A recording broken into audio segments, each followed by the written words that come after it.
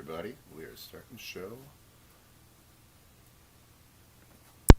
We are starting the show right now. Howdy. Ladies and gentlemen, boys and girls, children of all ages, if you were disappointed before, you haven't seen nothing yet. John, where have you been? Where have you been all my life, bud? You know, just when I think things are going as good as they possibly can, boom, another Tuesday hits, and here we are. What do you mean? Whatever could you mean? What's up, buddy? Hey, everybody out there. Hey, folks. Hey, guys. What's up? Two-Sided Pod here. Tuesdays. Smash that subscribe and hit that like button. I don't know, John. I don't know. What's up, buddy? Hey, What's happened? A whole lot. What's the good word? The good word is it's Tuesday. The good word is Tuesday. 100%. Apparently, if you look at the two of us on the YouTubes, one of us has paid their heating bill. The other is wearing all the clothes they have. Which is which? Gotta find out. Which one of these hasn't paid their heating bill? Which one of these did? That's a joke, John. We never pay those. We run off the neighbor's gas around here. You split that Yeah, line, baby. Come on, I learned something from my father. right? Don't pay for anything that you shouldn't have to. That's right, baby. That's right. Oh Okay. man, Oh right? lordy. I feel like you're kind of in the throes of peacockness today. I feel like the world has done exactly what you expected it to do. Uh huh. Uh huh. Your poorly developed brain. Oh man. Oh And man. I told you the world was against me. Look what happened this week, John says to anyone who will listen. Hey, bud, I'm just saying that's why I had to go to a different bar because my bartender was so pissed. He's like, you can pay people for this, right? I am paying you. It's not for that though, Pete. Now who's zooming in on plants? Your camera just zoomed in on your plant, not even you. It doesn't recognize you as an entity in this whole picture. It's like, what is that? What's that inanimate object doing that's more entertaining than this shirtless wonder in front of us? Let's go in for a deep dive and see what happens. On that note, I need to get a shot glass. Goddamn I straight was you do, almost John. prepared. So close, yet so far away. He's like a big dumb animal, isn't he, folks? Look at him. Look at him go. He he gets flatware like a Welshman, doesn't he? He retrieves flatware like a Welshman. John, we got a couple packets to pop. I don't know what you feel, but I feel we're missing an opportunity to play packets while you're wandering around your kitchen in a horrible attire. Okay. I need to do the thing though. Oh, are you sure? Was that what I was saying? Yeah, I didn't know. Yeah. I'm, Yeah. I'm just saying words. I'm glad you're interpreting them the right way. It takes a village to raise intent, John. Yeah. Otherwise, it's just manslaughter. That's what my lawyer tells me. Intent drives everything. Slip, slide, way and right. Back again, because why wouldn't you? You know what I'm saying? Get my Garfunkel on. Speaking of that, John, come on, take it. That way. My boy Pete, well, Let's go, baby. there'll be a lot of fighting, a lot of fucking tonight. Hell yeah. You decide. Hell yeah. What's All up? right. Take a shot. What's up, Dub? What's up, Dub? You want to get knocked up or knocked out? Keep on talking like that. It's going to happen one, then the other. Let's go, baby. Sorry, that's not nice. Plus, it's never going to get you anywhere on speed dating. I tell you that much right now. From experience? Well, in accordance with the state of California regulations, I can't answer that question, John. Cheers, everybody. Cheers, I got Dub. a brand new bottle, and I'm planning on finishing it. Here we go. Cheers, That's not everybody. gonna be good for anybody. Bing, bing, bing. Yeah.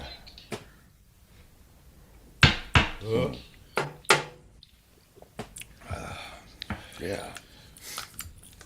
We got some messages. Why don't you open it up like you do the green room? Let's play messages like you do normally so you can hear and talk. Unless you don't want to. I know people say you're very standoffish. I want to give you an opportunity to prove them right. So, what would you like to do? All right. Yeah, we'll try it. Look at this, folks. A peacock can learn new tricks. The boar can be taught. And also, that is a very interesting plant. Your shit, plant. you were yelling at me, but You were yelling at me, but your camera is full on zooming in on your plant every time you move. It's great. Mine is for dramatic effect. Yours is for appreciation of horticulture. What's going on, everybody? So, guys, I'm in sales.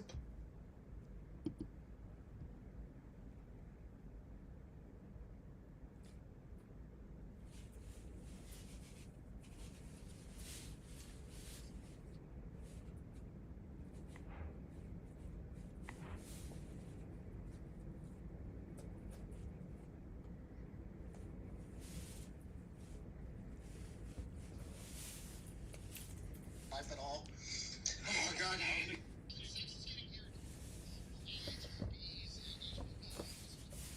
And HBO Max, all that stuff. Remember the good old days? I wasn't around, but I did the history of safe sex in the 70s. Safe sex in the 70s was fucking in your car seat with the seatbelt on. I love you guys so much. John, great to see you. And Pete, you're a star. A starburst Yeah, eater. baby. Hell yeah. Look, you. That's awesome. My diabetes is flaring up just thinking about you, Greg. God damn, bro. I love you. That's great. Just coming in hot. Just a top performer, bottom performer. I like to start in one position and reach around to make sure I cover all bases. Are you talking about the sales floor? I don't know. What are we talking about? What aren't we talking about at this point? Yeah, this guy, he's got upper management written all over him. I don't know. This guy, we're going to fast track him. And John L. Peacock, are you going to take that from this guy over there, looking like that? I mean,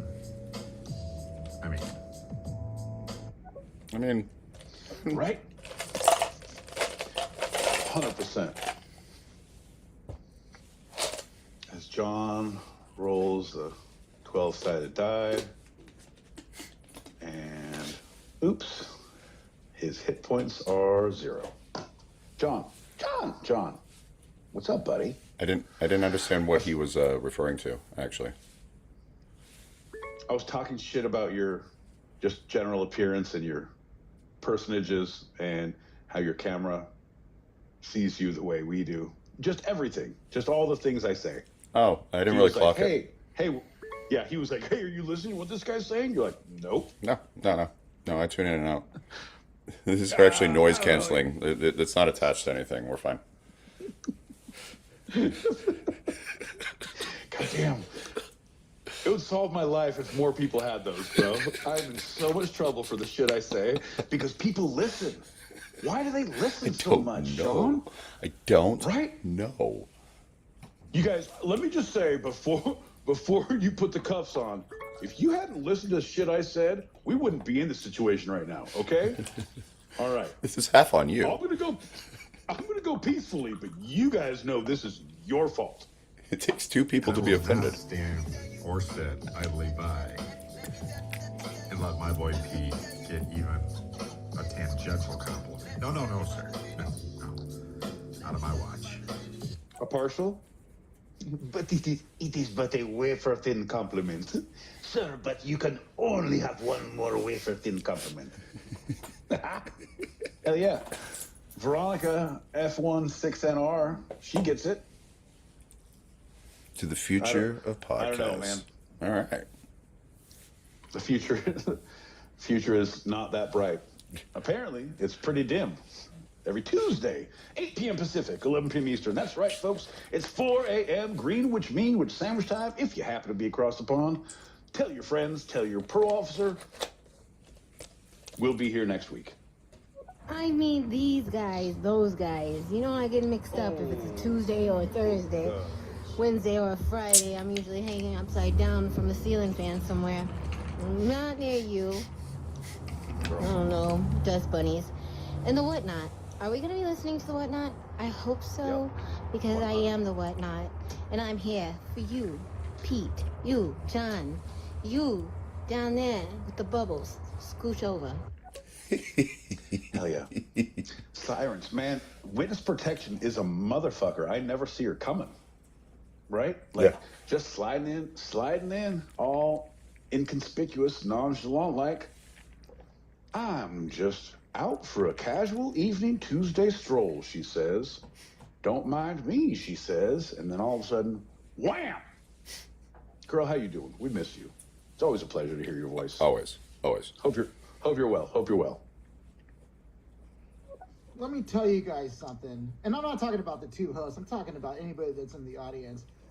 I am tired of the same old. Let's face it. Trump, Epstein Island, trans, ICE, maybe. All this stuff on repeat over and over again. But the only thing I want on repeat is Tuesday nights, 8 o'clock. Western Standard Time, 11 o'clock Eastern Standard Time. You have the greatest podcast, not only on Stereo Radio, but the greatest podcast of all time. You got John L. Peacock, my favorite ginger, your favorite ginger. You got my boy Pete, my favorite alcoholic, your favorite alcoholic. You guys are the best of all time. Stereo Radio, but more importantly, two sides of every coin. And it's Pete and John. Love you guys. Have a great fucking show. Bitches! Yeah. Love you, Greg. Greg, my man. Love you, brother. Hell yeah. That's, you know, it's good. It's good to have a place where you can go and listen to a show and be like, you know what? My life's not so bad. Look at these sorry sons of bitches. I could look like that or have an addiction like that, but I don't. And that is a step in the right direction. You know, John, if we can be here for just one person, for just pennies a day, you too can change the life of a viewer.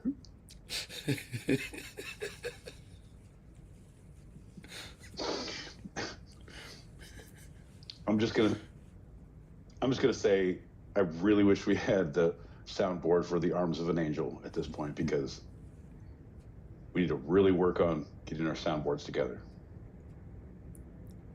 Slow claps, everybody. It's the return of Panda Bear. You're awesome. You're awesome. Ah, fuck it.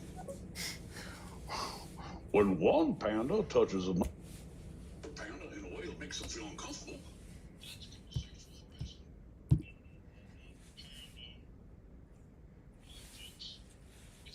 Panda here, bringing you another tip from the people. Oh, pander. Sorry. Pander. I totally didn't hear that correctly. Same theme song, but different intent. You know what I mean? Right. And we got one more packet, and I think we should actually, maybe start this show. I don't know, something. Hey, folks. When one panda bear says a bunch of things to all the panda bears that make them feel special and a hustle trophy and a participation ribbon, that's called pandering. Wah, wah, wah, wah, wah, wah. Pandering. John, you Yes. son of a bitch. They're an endangered species, you know that, right? I believe it was Ming Ming and Sing Sing Sing Sing is where did Nickel. No, that was Lompoc. It was Ling Ling and Ping Ping who were they were on loan from. Doesn't matter, John. I'm going to play a message and we're going to get into the show. Ready? Wah, wah, wah, wah. Message. Message.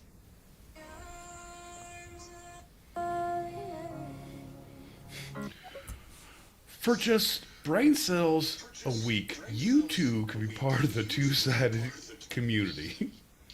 8 p.m. Pacific, 11 p.m. Eastern, you will be dumber for having listened to them, but you will be better as a human being for not. Just put in some sound canceling earbuds. You'll be fine. I highly recommend them. That's the only thing I use. I don't even know what John's saying. I just spout off randomly for like 2 hours. That's what the show is. You know what? We say it's live, but we don't hear each other. John says his bullshit, I say mine, and then we put them together in post. Our post-production facility, we got to start giving them props, John. They do a lot of the heavy lifting. Yeah, I'd love a shot. Cheers, buddy. Doesn't look infected to me.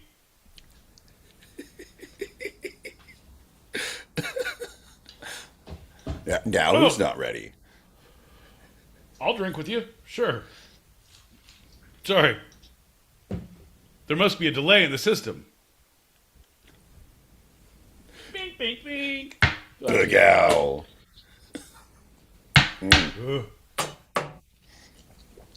Well, howdy.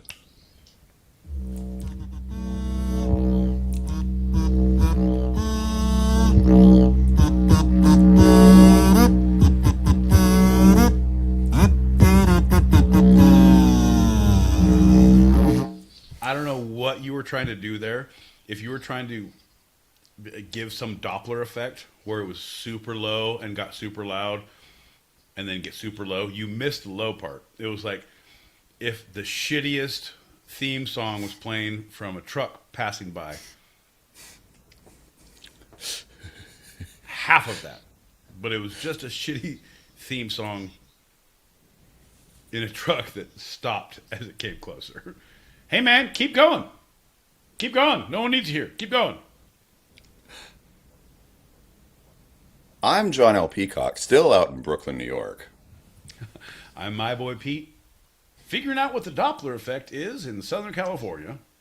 And you're listening to Two Sided, a live recorded podcast where each week I challenge Pete with a bit of the two sides of life, the fun and the serious. John, is it a challenge? John, is it really a challenge? Do you say at this point it's a challenge? John, I believe I see your challenge and I raise you a me, a right, a yes, a give, an ebb, a tie, a yin, a tango, All right. a Barney. Nope. I'm a Fred. Fuck you.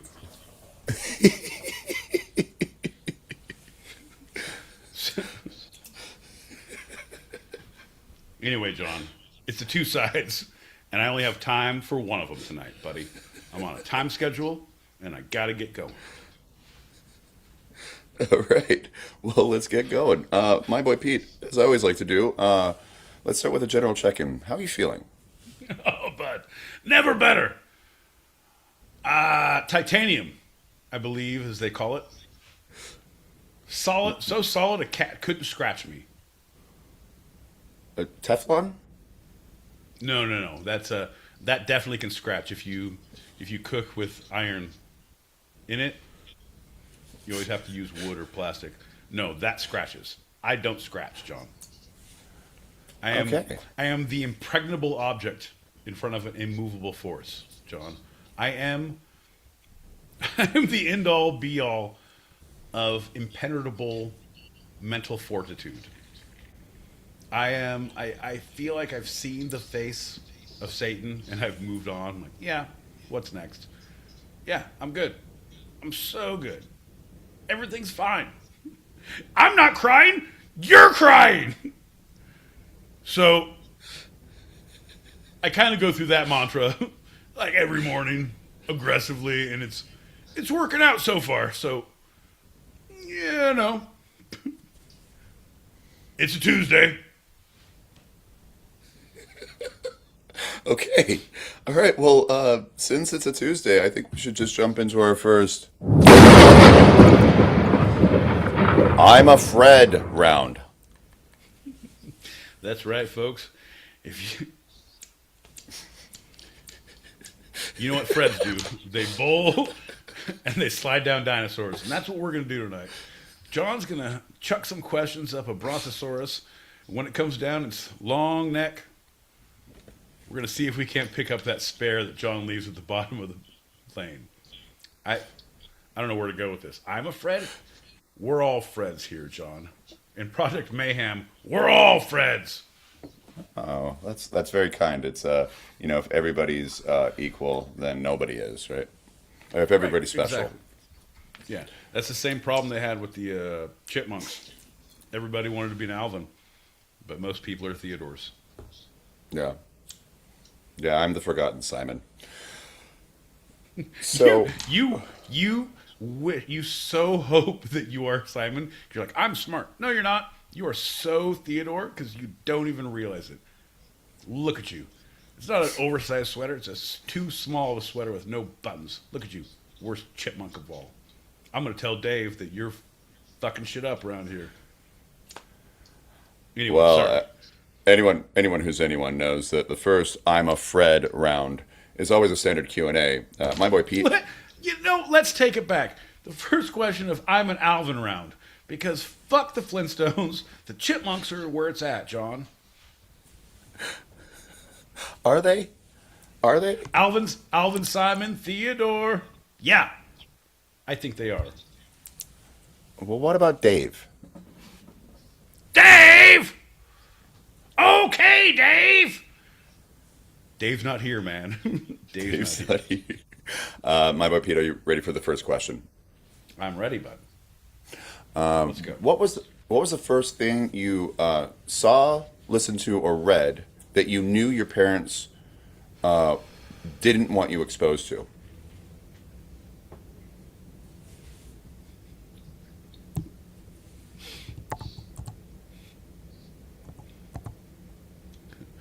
It would have to be. It would have to be the Christmas issue of Jugs magazine. And what year? Well, I mean, not year, but like No, how old? no, were no. you? Oh, no. Of what I knew or what they knew. What you knew? What I knew. Okay. That would be an. No. That would be my dad's guns. But I would say Playboy. I would say like early Playboy. Like, holy shit, what is this? When you find your dad's Playboy and like this, he shouldn't have this. He's going to be in trouble. I can't tell on him. I just have to look at it quietly, and then we're going to share a secret that we won't ever tell anyone. We will both be the same. We're both reading articles. Yeah, right. Yeah, they were highbrow at that point. So it was it was your dad's. It wasn't like a friend's. To be honest, I don't remember. I know that I had. No, I think it had to have been friends because I wasn't a snooping kid until I knew there was shit that I shouldn't see. And I knew. So your friends corrupted you? Yeah, well, I knew I'd go to my friend's house and they'd like, oh, come and find this, and my dad hid this here, my mom hid this here, and you go find the things and like, oh shit, people hide things. Like, all right, I have a house, I have parents, I know this house. I'm gonna go look for shit. And yeah, I had to have been. It had to have been a friend's, but the first like, I remember, like, and that was the first time I learned to do like dirt, like how do you stage the crime scene and put everything back exact, like take a mental picture. This is folded this way, and this is over here, and these are this, and you don't do this. You don't just pull things out. You don't. Come on, man, you're better than this. Right. Yeah, 100%. Oof, John. Ooh. Okay, well, what was the next question? What was the last thing you got yourself into before your parents gave up? They never did, John. The poor silly bastards. They're still trying to this day. Oh no. Never gonna work. Of not exposing you to new things? Yeah. Yeah. 100%. It's like, do you want to change your dad's diaper? Yeah. Never did. No. I would say, what is the last thing? Yeah, Say they're that trying one to more shelter. They're trying to shelter you. What's the And last then- thing they tried to shelter me from that they gave up on? Yeah, then they're like, ah, screw it. Yeah, he's too far gone. It would be sex. It would be like it was probably fifth grade. Probably sixth I'm sorry? grade. Yeah. Okay. We could. Let's just. No. It was just like things were understood. Things in life were understood where you didn't go like there were rules state in, but when you had the sex talk, Dad, like it was the most awkward talk in the world. Do you want to know anything when a man or woman like, Dad, it's okay, I'm good, I know. Well, Dad, is there something you want to ask me? Is there something that I can tell you? And he's like, all right. Went and told my mom, and she's like, okie dokie, and they laughed. Like, yeah, I full on. Huh? Maybe that's why I'm so stunted as a person. I don't know. Or maybe that's why I'm so amazing as a person. I don't know. They're not mutually exclusive, just so you know. There are many stunted people out there who are icons and role models for many other people. What? That's crazy. There should be a support group, or there should be some sort of therapy for people who have. I don't know. We should look into that. Yeah. There could be money made there, John. Who could we use? Who could we take advantage of? What group of people can we I don't- siphon all of their belongings and protect them? I don't want to take advantage of them, John. I just want to use them for my own good. Oh, My own devices. My own means to an end. John? John, where were we on these questions? Because I think we're getting somewhere. Is this what therapy's like? Are we going to make a breakthrough tonight? well, here's the next question, my boy Pete. What do you think children under a certain age should be sheltered from? Well, dude. I at this point, no, I'm super, like, for kids, like, man, keep it fucking clean. Keep it above the belt. Keep it, just be a kid. Fucking go, be able to go play and do shit. Number one, and I know it's because I don't have kids and, like, but all, yeah, Amish people have kids, no technology. You don't get a fucking phone. I don't give you my phone to shut you up while you're in the car seat as a kid. I don't give you a tablet. Yeah, I will put you in front of a TV for 7 hours straight, but that's when we're home. That's goddamn plugged in technology. What we're dealing with is this willy-nilly Wi-Fi, John. It's ruining our kids. You got to have corded phones and televisions that plug in. Those are the two things. By all means, let them go. Now, are you talking about like the digital antenna channels only, not even streaming? No. I don't even give a shit. If you can be in your goddamn house, whatever, but you don't get a phone, you can watch these things. You can watch, cool, kids YouTube, and here's the things. Like, you don't get shit. All my friends do is like, yeah, you want to get your friends over here? We're going to put their phones in the bag. Where's the bag go? In the blender. You want to have another party here? No. Okay, see? And then it's like, but they're going to find another phone, and then they're going to rebel. Like, I'll have to murder all their friends. Their friends will give them phones, and then they will come and snoop No. around your house, and they will find your hidden phone that you kept secret from, the old Damn it, lady. John. Well, that's for business, John. It's not from the old lady hiding. It's for business. That's for my articles. business phone. And business is good. I only read this phone for articles. God damn it. It's all coming back. And the cat's in the cradle and the silver spoon. Little boy blue and the man on the moon. Holy shit, John. It's happening again. Final question. My boy Pete, what age should we all give up on a growing person?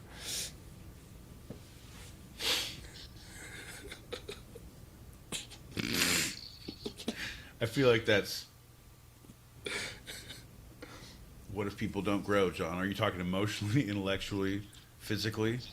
Yeah, just go age-wise. Let's just go age-wise. Growing age-wise, what time should... Oh, you old... I feel like... No, because we all saw the Clint Eastwood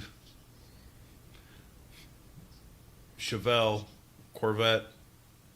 Oh, Pink Cadillac with him Duster. and Bernadette Peter. Yeah. Oh, the one with the monkey. Oh no, that's Any Which Way But Loose. No, when he was the get out of here with the gangbangers and got the kid. Like, oh, here's a Get off my here's a lawn. group. Right. Whose lawn? My lawn.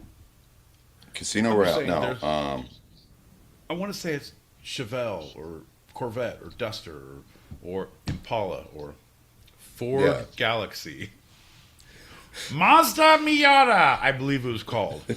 I remember he was in his garage just toning up that Mazda Miata, so proud of it. He's like, "Hey man, nice Miata," they would say as he went down the street. Had the respect of everybody in the neighborhood, but he didn't like the way it was changing, John. But all the gang members loved a sweet Mazda Miata. 1992, fucking Samurai Edition, bro. I don't know. I think if you're looking at taking a bell curve, if you're taking everyone as a whole, I think you should give up on people around like 45, 40. Like, unless you have had a drastic change in the last 5 or 10 years, if there's been a gradual, right? Like, but it's when the change is, you know what I mean? Like, how long was there a wheat thresher accident that happened that affected the behavior? Were you shoeing a mule and got a swift one to the cranium, John? That now is inhibiting your ability to perform well at family dinners, John? That's a question to ask. I don't think there's black and white. Like shoeing a mule and it just kicked you, like, go away, shoo. No, John, get out of here. the whole thing. It's a. I didn't want to bring this up, but before you were kicked to the head, you had lost your job and you were trying to find a new one. You had been on Craigslist, and it's like, our mule threw a shoe and he needs to be reshoed, and we're willing to pay anyone who will do it. It's like, fucking shit, I need to make rent. And so when you got there, the whole thing, John, it's embarrassing, but when you got there, you went over to the mule and you went, shoot, shoot. He turned around and kicked you with his lame foot. So yes and yes. You didn't tell me about the article. Reshoeing, that putting a thingy on the foot? It's your fault. Right. Shoot. Shoot. Get out of here. Get out of here. Get out of here. Go on. No, but that's what I'm saying. Likes you. That's what offended the mule, because he knew he was getting a fitting. And when he heard that, he turned around, kicked me right in the side, right in my... Well, I don't want to show you now because I have it all covered up. But what I'm saying is, it was aggressive, it was hurtful, and both me and the mule remembered the encounter. Well, he was getting ready for a fitting because he's a very high-class mule. A little fitting. Oh, John, I only deal with the highest class of mule. Sir, I believe that huge donkey dick is going to get in the way of these trousers. 100%. It's about time we had fun on one of these shows. We very rarely have fun here. It's all business, business, business, John. I say, what do we do for pleasure around here? And you say, the next question is... And that's our I am Alvin round. No, I am Alvin. Okay, you be Alvin. You get whipped. All right. All right. We got some packets. We're all Alvin around here. Let's pop some packets, John. Why don't you open it up so you can talk to? Because until people say otherwise, it sounds like you can hear and they can hear. If there's something wrong with the audio when John changes like this in the YouTubes, type in, tell us it's bullshit, or leave a message.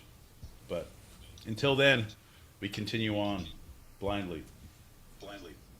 Oh, no. Oh, no. Oh, yeah. Ready, bud? Can you hear me now? You can use your words. Can you hear me now? 100%. Yeah. So good to hear your voice.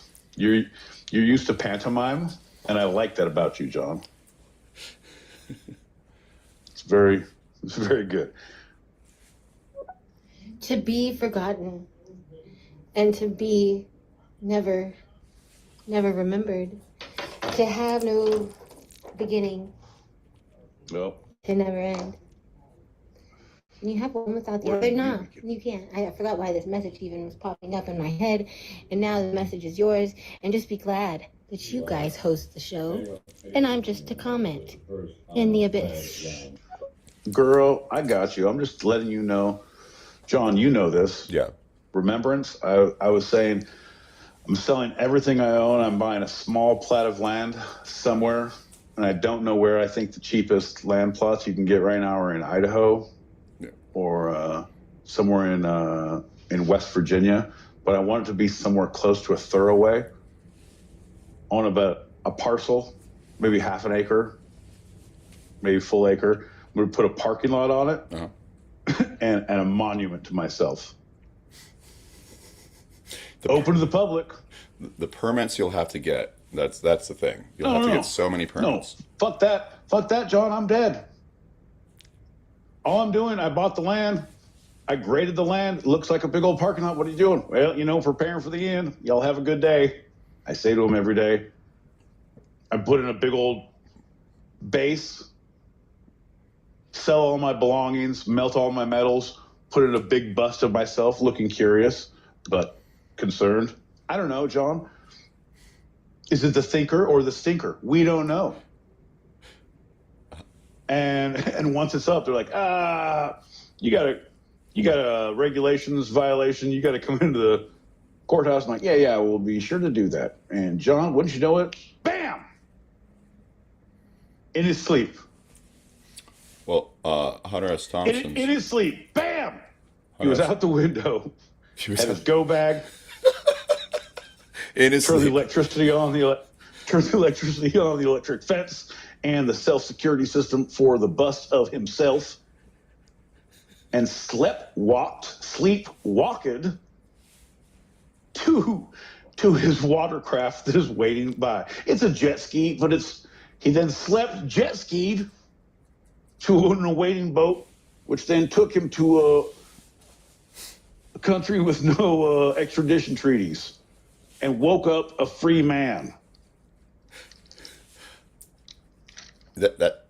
That sounds very plausible. I mean, you did just tell everybody it, so that would be difficult to actually do. But Hunter Thompson's Fist of Power monument, he made sure that it was 3 feet taller than the Statue of Liberty.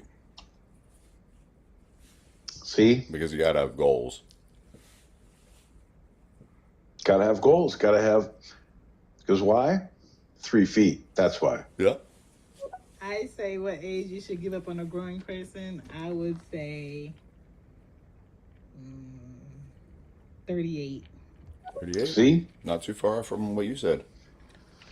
I'm saying, man. Because at that point, you're just beating your head against the wall. Unless they have... I don't know if you have a life-changing event at that point. Yeah. Are you going back? Don't go back. I'm not. We're not ready to go back. Okay. You're clicking around. I see you moving. I see you clicking. I was gonna ask questions from your plant. See what the plant thinks.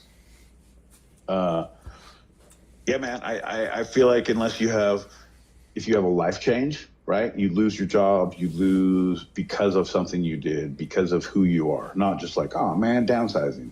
Right. And you can still but if you your behavior, your choices of relationship, housing, something you lose. Membership at a gym, you'd find another one like, man, fuck those guys. Let's lift. Yeah.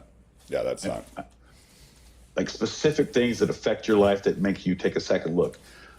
A lot of people could just overlook that and keep going in their same way. But I think after that age, it's very hard because you don't take it's hard to take inward reflection, like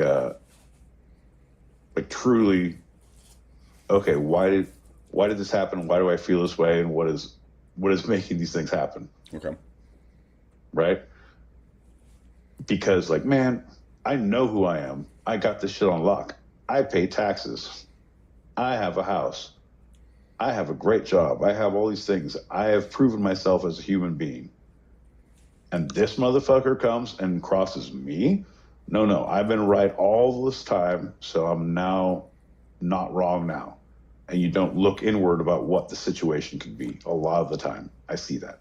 Okay, but do you think that like 22-year-olds do that if something like that happens to them? No, no, but I don't think they do. But I feel like it's easier to change the trajectory. You get a negative reaction to something you've done. It's like, oh, I don't like that. And instead of continue to do that because that's what I do, it's like, oh, this is it's a hot stove. I'm going to have my same attitude, but I'm going to do different things. I'm going to change a little bit differently. I'm going to soften myself. I'm going to approach things differently. And every time you get shocked, you change a little bit. And by the time you're not going to like, oh, well, you're a cheater, right? In cards or in relationships. You get caught in your teens, 20s. Oh shit, I'm never going to do that again. And you can change. But if if you've been caught and you've been doing this and now you're like 38, 40, like, yeah, motherfucker, you're going to, yeah. It's not if, it's when. Come on. So when your significant other goes away and you go on the dating cycle, like, so what happened with your last relationship? Oh, she died. Yeah. Oh, she got hit by a car. Yeah. Well, the whole thing, she fell off a cliff, and then when she landed, she got hit by a car. Yeah. So Right on the head. it's horrible. I was in mourning for a while, but I'm better now. When did she die? 3 weeks ago.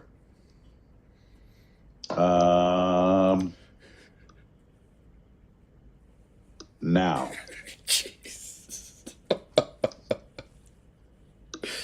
I mean, that's horrible, Pete. I do not condone that. John, no one does, but that's why it's called speed dating. And time's up. All right, you have a great night. I'm going to see if I can connect with someone else. If you tell anyone, so help me God, you'll be next. The first time I ever saw anything like pornographic, and some people have their own questionable question. The people will question what pornographic is, but after working in a very much successful but not very well known industry, hey, listen, a lot of different things are porn. So in this way, I was walking home from school, and on my way home, there was like this little treehouse thing. I guess it was like on the back of someone's house, but all of the neighborhood kids adopted it. So there was some bad kids in there smoking, and there was like a magazine on the floor, and they were like playing with another kid, and as they walked off, me and my friend walked up. We picked the magazine up, and we, flipped through it, and I wasn't impressed. I'm just going to say that. But the next time, it's terrible. John, did you have a treehouse as a kid, or a community treehouse? Did you have a community place where all the kids gathered, or somewhere where you went, like a fort? Kinda. Somewhere outside. So was it? Go ahead. So the two different questions. I'll do the fort because it's a little bit more innocent. My friend. Yeah, and it doesn't count if it's under your kitchen table with blankets and shit your mom gives you. No, it was in the back of the soccer field. There was like a grove of trees, and like there was an overgrown tree that was the overgrown, but then there was a place to be under the overgrowth. So that was our fort. Nice. Post up, get heavy armaments. Yeah. Dig trenches. I get it. Yeah. I get it. What's the other one? What's the next? Desert plot outside of my hometown, because I grew up in the desert, and there was this hole in the ground that was cement, but it was empty, but it was the ground. There was cement, and then there was this hole, and you go down into it, and it was all cement. And it wasn't a pool, but still to this day, not sure exactly what it was, because it was all desert all around it. And it was obviously all tagged up, and there was like condoms and beer bottles and stuff like that there. So I was never there with the bad people, the people who brought that stuff The there? bad people. I brought my own condoms. I said, well, if this is when in Rome, throw some condoms out. John, do you realize if the floodwaters had come, you would have been drowned? Peacocks can't swim in that kind of depth. You know that. In the desert, yes, yeah, yeah. I did go there during Oh, monsoon season for some strange reason. The kids knew to stay away from it. shouldn't be. Yeah, shouldn't be I would say missile silo, but it wasn't. It's an ancient alien technique that brings dumb kids to supply condoms for. The whole thing is their alien race runs on condoms, and if they don't get those rubbers, John, the whole system goes down. It was the So they put size those. of like a small bedroom, like a New York apartment bedroom. Wasn't big. That's that. No, that's exactly what we want them to think," said the aliens. Also, if this is my porn and exposing John to new things is partially me and Pete's thing, we should Yep. do a lot of it. Okay? I think we should implement it, Pete, into this Tuesday or whatever 2x2 podcast you're listening to. Anybody out there who's can imagine, understand, fathom where we are in the comment section.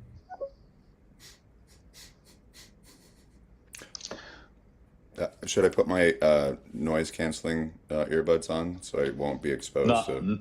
not at all, John. This is what the aliens want. Oh, BTY, I mean that with all the love in the world. I'm like comfy cozy on the couch. Fuck your couch. With my puppy dog. Watching you guys in the background. Let's go. Good boy. That's a good boy. Who's a good boy? Who's a good boy? Good pup. All right, John. All right, let's keep going. I feel like we're back to the lecture at hand, as we say on Tuesdays. Right on. John, hit us in the tittus. Well, I believe we should do a shot to get into this fun little segment that I got for you, my boy Pete. Or to get out of what we were just talking about. That's not Here- true, John. Bink, bink, bink. Big Al. Everyone, you're welcome for listening.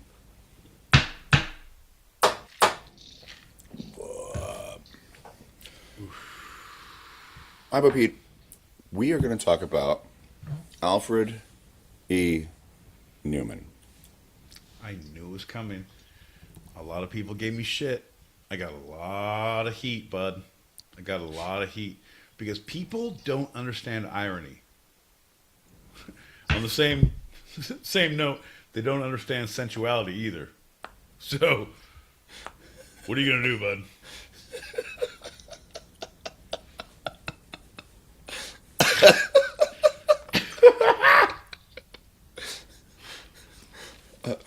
Mine was comedy, by the way. The Eddie Murphy stand-up. That was I watched it knowing that I was only supposed to watch it until the ice cream sketch. And my mom came in and she's like, "This is past the ice cream sketch. You're not supposed to be here. This is only for your older siblings." She was very upset with me and she made me leave the living room. Oh, we're talking like that. Like, all right, so, what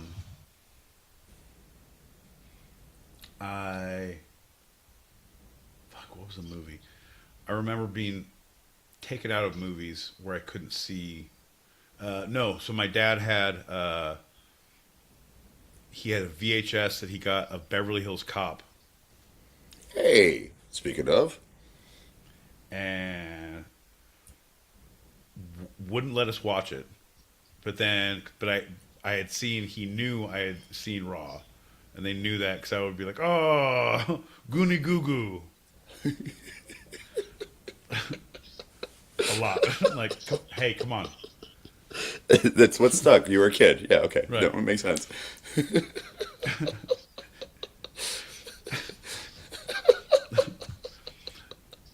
Because because I did say the fuck you guy, but then I got hit. But it was like, all right, goody goo goo. But yeah, This ain't no curse show. I do say some jokes in between. eventually, because I'd watch that shit all the time. He's like, you can only watch, don't watch through, you can, once they go into, they tail him. Once they tail him to the strip club. But he didn't even say strip club. He was like, up until whatever the point was before. Yeah, yeah.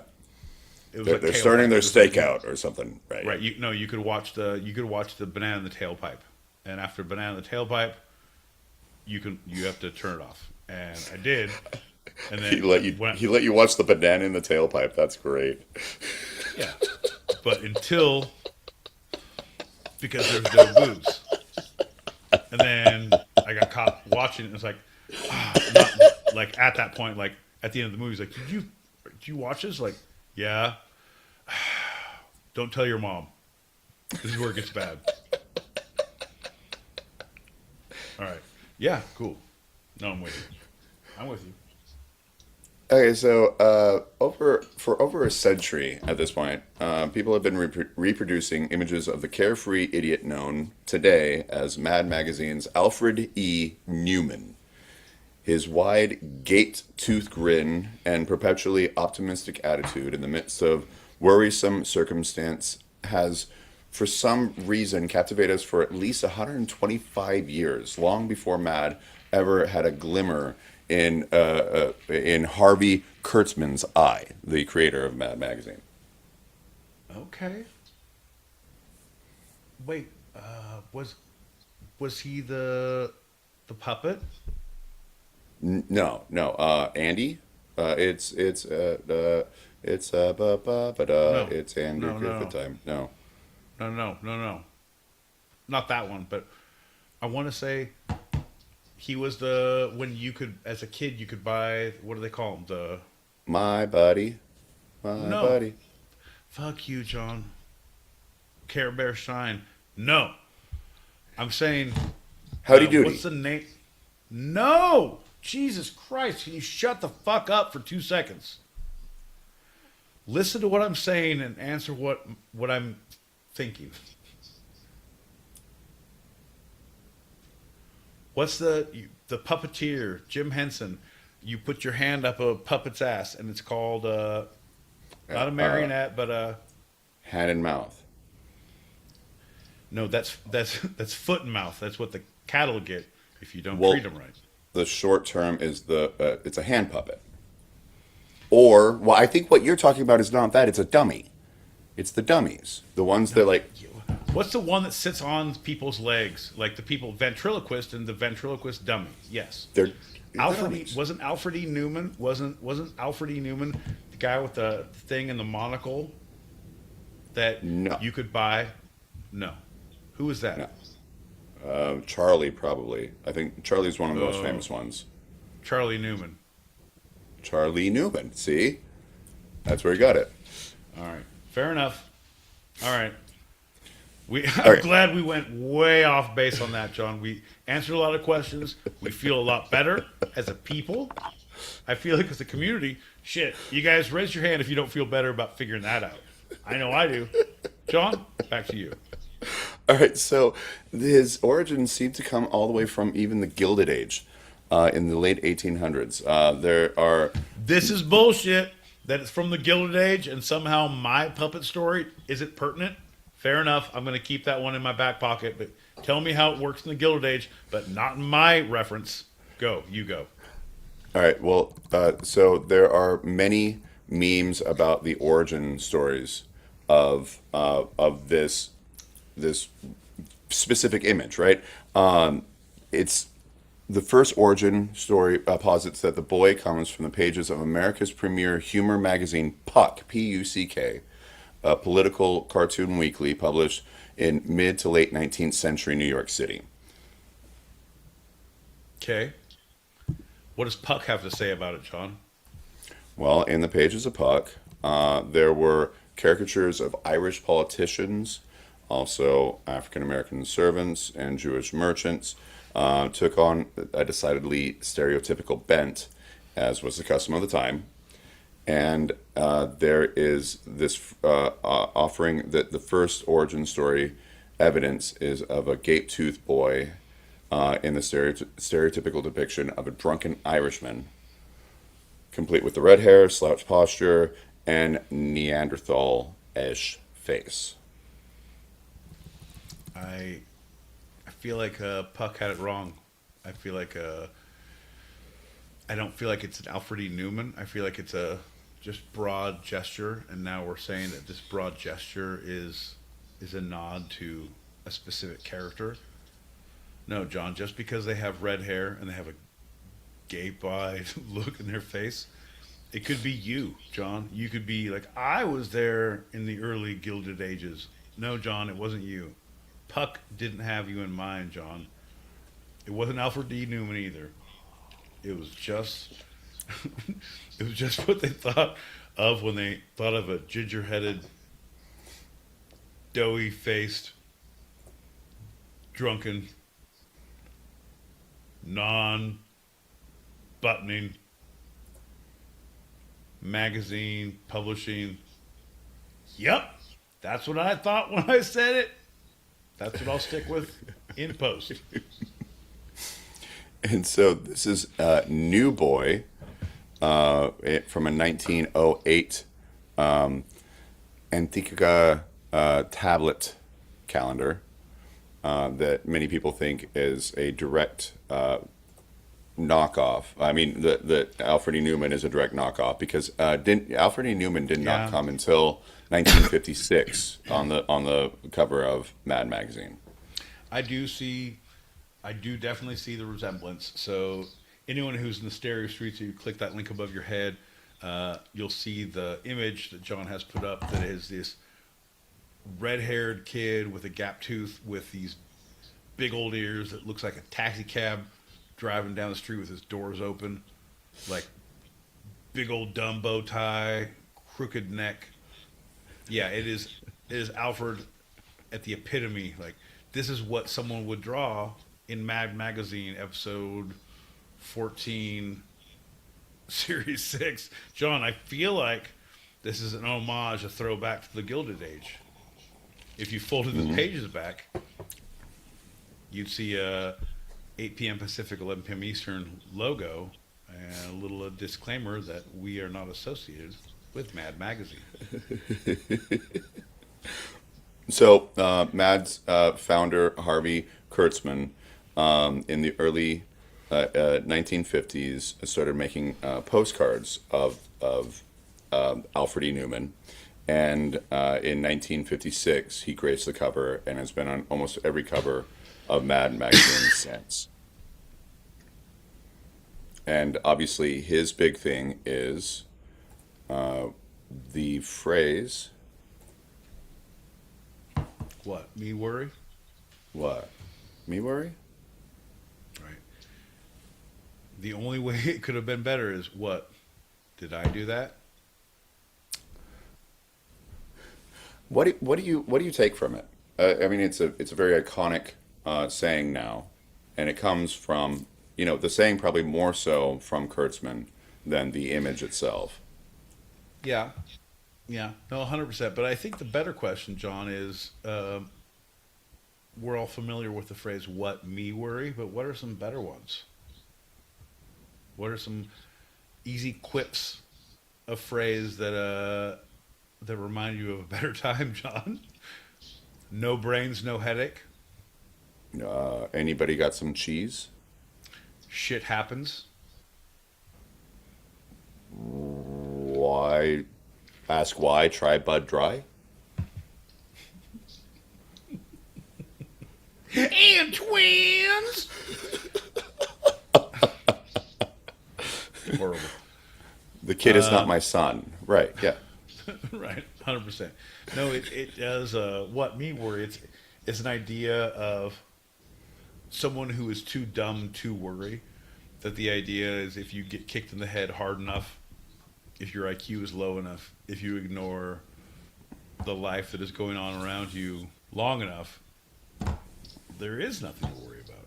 Yeah. But I feel like the irony of the statement is that it's written from a a point of view that it is showing the irony in all the situations. It's a it's shining a brilliant light, holding up a mirror to the hypocrisy of the time and the stupidity of what's going on, be it sports, entertainment, politics, current affairs, whatever it may be. It shows how everything can be easier and better if you're just dumb. Like if this is how you take it. Do you think that this satire had any influence on Mike Judge at all with Beavis and Butthead, or No, I think it definitely Idiocracy? did. I think it definitely did, but it shows this is one of the pillars that you can, right? The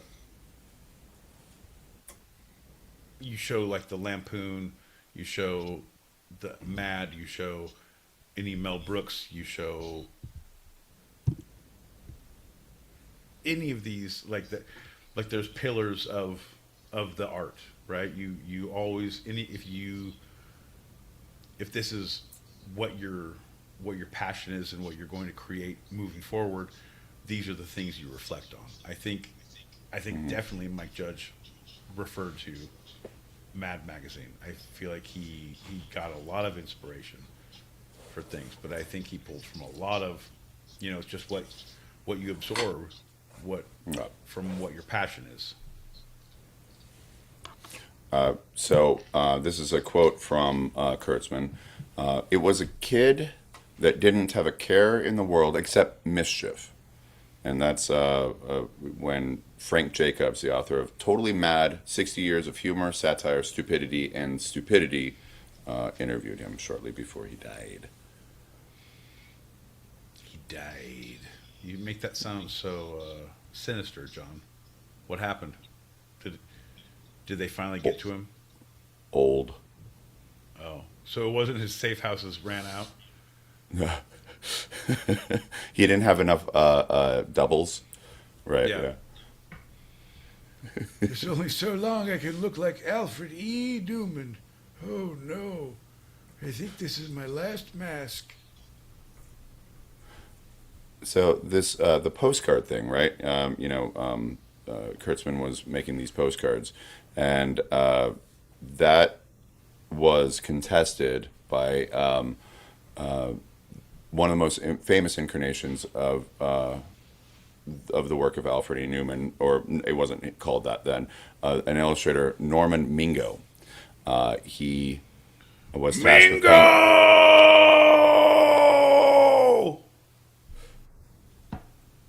yeah, exactly. Yeah. It's Norman. So Norman was tasked to make Newman. And Okay. he made the face that a Vermont woman named Helen Pratt Stuff, her last name is Stuff, filed a lawsuit against Mad that her husband, Harry Stuff, had invented and copyrighted the character known as the original Optimist in a 1914 comic. And so she sued because of Newman went through a couple different iterations, and then it was Mingo who pissed off Stuff. Well, Stuff sounds a little bit suspect to me, John. Sounds like a money grab. Mr. Stuff and Mrs. Stuffed. Stuff doesn't seem right around here. Well. So the lawsuit said the kid was used in 1915 to advertise a patent medicine. He was a newspaper man named Old Jack. He was taken from a biology textbook as an example of a person who lacked iodine. Oh, as they do back in the day. John, it was a common affliction. Oh, no. Looks to me like you have a lack of iodine in your system, boy. Oh, They would say to every patient that came in, either that or your leg is broken. I think it's my leg. Well, could also be a lack of iodine, John. Oh no, oh iodine. No iodine. So he was a testimonial on advertisements for painless dentistry. And it was originated by comedian Gary Moore. He was a greeting card alcoholic named Huey McManus. Huey McManus. I knew him. He was a Siamese boy named Watmi Worry. Watmi, Watmi, Worri. Watmi Worry. One reader Right. dug up. This is all from from the first lawsuit to many other lawsuits that came. And one reader dug up a 1909 German calendar bearing a version of the inane smiling face, and that one was a pretty anti-Semitic one. Are you showing it or are you just going to say it? I think I might have pulled it up. Let me check. What? Me worry? Oh, that one. It No, says? I'm not going No. to show that one. No, I don't know what the thing is, you need to pull these things up before you start saying the words, because now you these long pregnant pauses where we're going to have to induce labor, and then, sorry, it's not coming. We're going to have to take a C-section to get this picture out of you, John. Hey, folks, if you like OBGYN humor, you're in the right place. In 2012, a patent lawyer named Peter Wrighton stumbled across an 1894 ad in Los Angeles Herald for a play called The New Boy, prominently featuring Neuman's iconic image.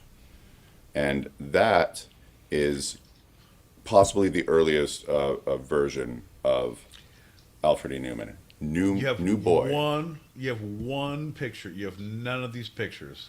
You're saying all of these things. You're talking about pictures. I'm sorry. This one I've already shown, but that Yes. is The New Boy. You blew your load on this one. We should have had earlier pictures, better pictures, previous pic. John, you're missing the boat here, bud.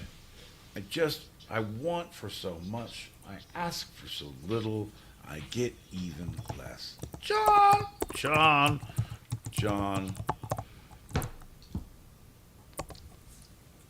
You ask how I'm doing.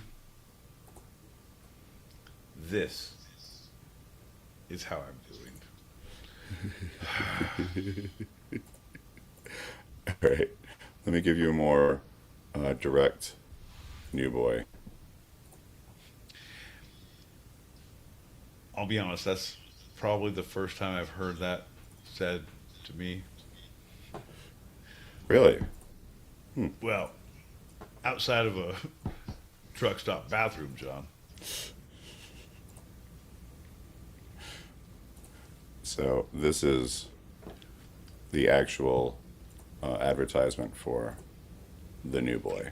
Way too squinty. That's not Alfred. That's now you're saying like all gingers are the ginger. I'm saying no. Yeah, a gap tooth, but look at the eyes. The eyes are different. That's not Alfred. Alfred, that's not Mr. Neumann. E. Neumann, as it were. Uh-huh. No.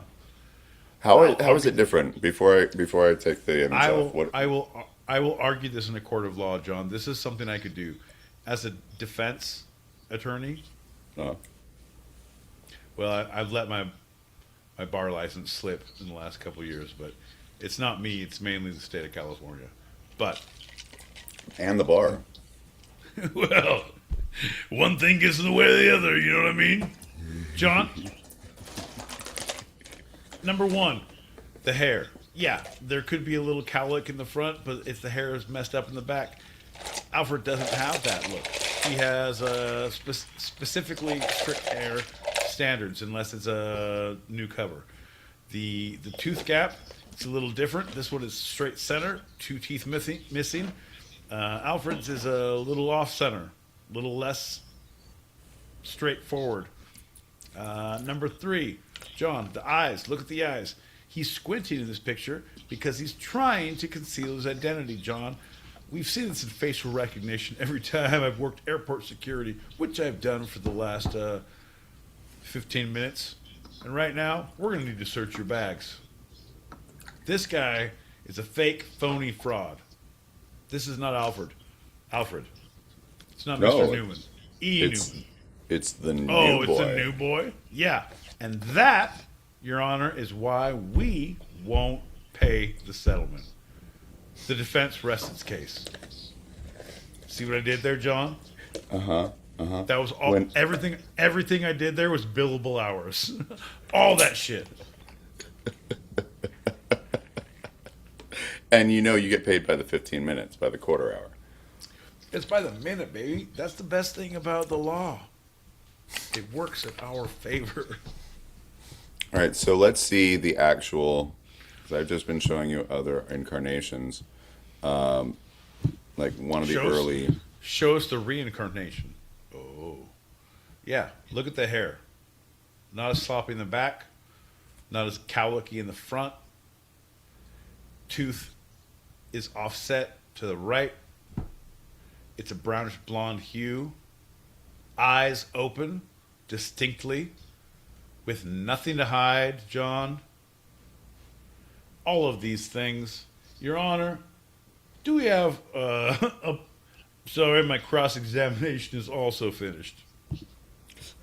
The defense rests again. And they got so elaborate with it that they started just showing him without the rest of the face. And now look Right. at the pick. Now look at the pick of teeth. Right. Look at this. Mhm. You can slip an envelope, a small Amazon Prime package through the right molar area. Uh-huh. In this one, and every other one is all busted up, trailer park Tennessee style, John. I'm telling you, all different, all the time. What, me worry? Not about dentistry.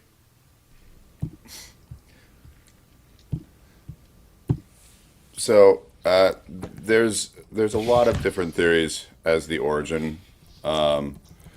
There are pre-1894 images, but they might be random lookalikes of funny types, like that of Howdy Doody, Opie Taylor, Richie Cunningham, Ron Howard, Rick Astley, young Prince Charles when he was younger. They Say your kind of name, look John. like Alfred E. Newman. Say your name. Now you're going to say, John L. Peacock. Here at the law firms of my boy Pete, my Pete, and Pete, my boy, we promise you actions for actionable offenses. Ears. That's the thing. I don't have the ears. Like Well, my ears No, are normal. You say that, John, but we, the jury, will be the judge of that. Oh, see what we did there? Anyway, what, John, what we'll need you to do here, son, is we'll need you to shave the size of your head like a shorn sheep and show those ears in all their God's great glory. Because then I do believe they will stick out like two doors of a cab driving down the street, open as a jaybird's flap. Your Honor, we rest our case and ask for $5.5 million from this imposter. So, right in his 2012 investigation, said, "Let's face it, redhead kids with big ears are just funny. A painful lesson that my brother and I learned at a young age, as This did our fucking father, guy. uncle, and grandfather before us." It's generational bitchhood. All these motherfuckers are complaining, scrapping. Come on. Hey, rub some dirt on it and get over it. Hey, some of us are a little chubby. What did it make us? A little funnier. Jesus Christ. Oh, you think that...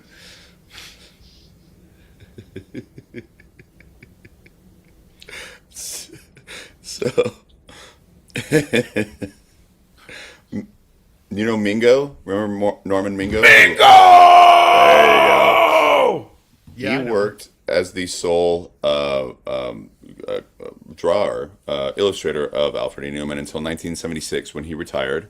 The main drawing Neuman task was passed to Frank Kelly Freas, then to Richard Williams, and it's gone down in the ranks as a Right. prestige of being the illustrator of Right. From Alfred Richard. E. Neumann. Right. From Richard Williams to Richard Ramirez.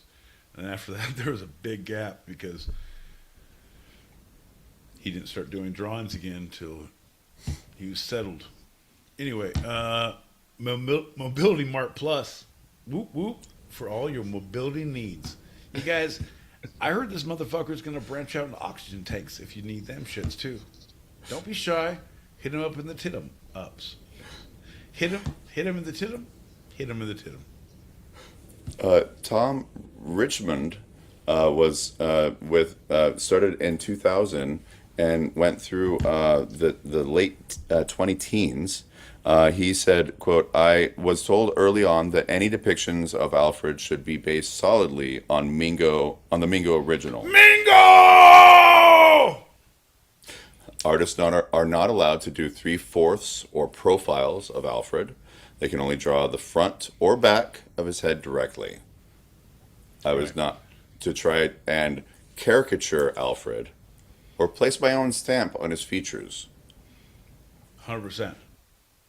Like Also, no, John, the whole thing is like you paint me from my good side. What's that? Straight ahead. Look at me this way. Don't look at me this way. We all get it. Yeah. Alfred is also never to have a word balloon or have words coming from his mouth, although the editors have broken this rule themselves many times in the magazine's table of contents, where they have an Alfred quote feature. And his expressions can be changed in certain circumstances, but that is rare and needs editorial approval.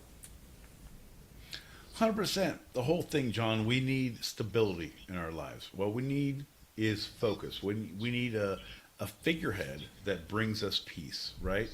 If your looks are all changing every goddamn month on every cover, every episode, what are we going to think as a people, John? What, me worry? And now you have an eyebrow up? Holy shit. What does that eyebrow mean? What, me worry? Is there a question mark and an exclamation point that I don't see? What, me worry? Now I'm worried. I gotta wait till the next episode comes out. John, holy shit, it's nowhere to live. So, as people look more into it, the Newman family tree continues to thicken. He is, as the clueless supporter of Thicken? Roosevelt's. Thicken like a roux? Like he's adding flour and sorry, You're go coo- ahead. You gotta you're cooking Sorry, him down. You're cooking you him have down. to. Have to. Yeah. All right. So, clueless supporter of Roosevelt's 1940 reelection. A World War II snapshot shows Newman's face emblazoned on the nose of a C-47 bomber above What Me Worry. There are mysterious sightings. A close-up of an old portrait of Sari and Sally, a popular Grand Ole Opry team from the 30s, has Alfred's face in Sari's brooch. That's crazy. The thing is, he also, if you look at the grassy knoll close up, he was actually there. It's like, what, me worry? You heard him say a whisper in the conspiracy theories that are the Warren reports. John, we just don't know. Well, there's more. Oh, shit. Everybody hold on to your butts. John's going to tell us who killed Kennedy, I think.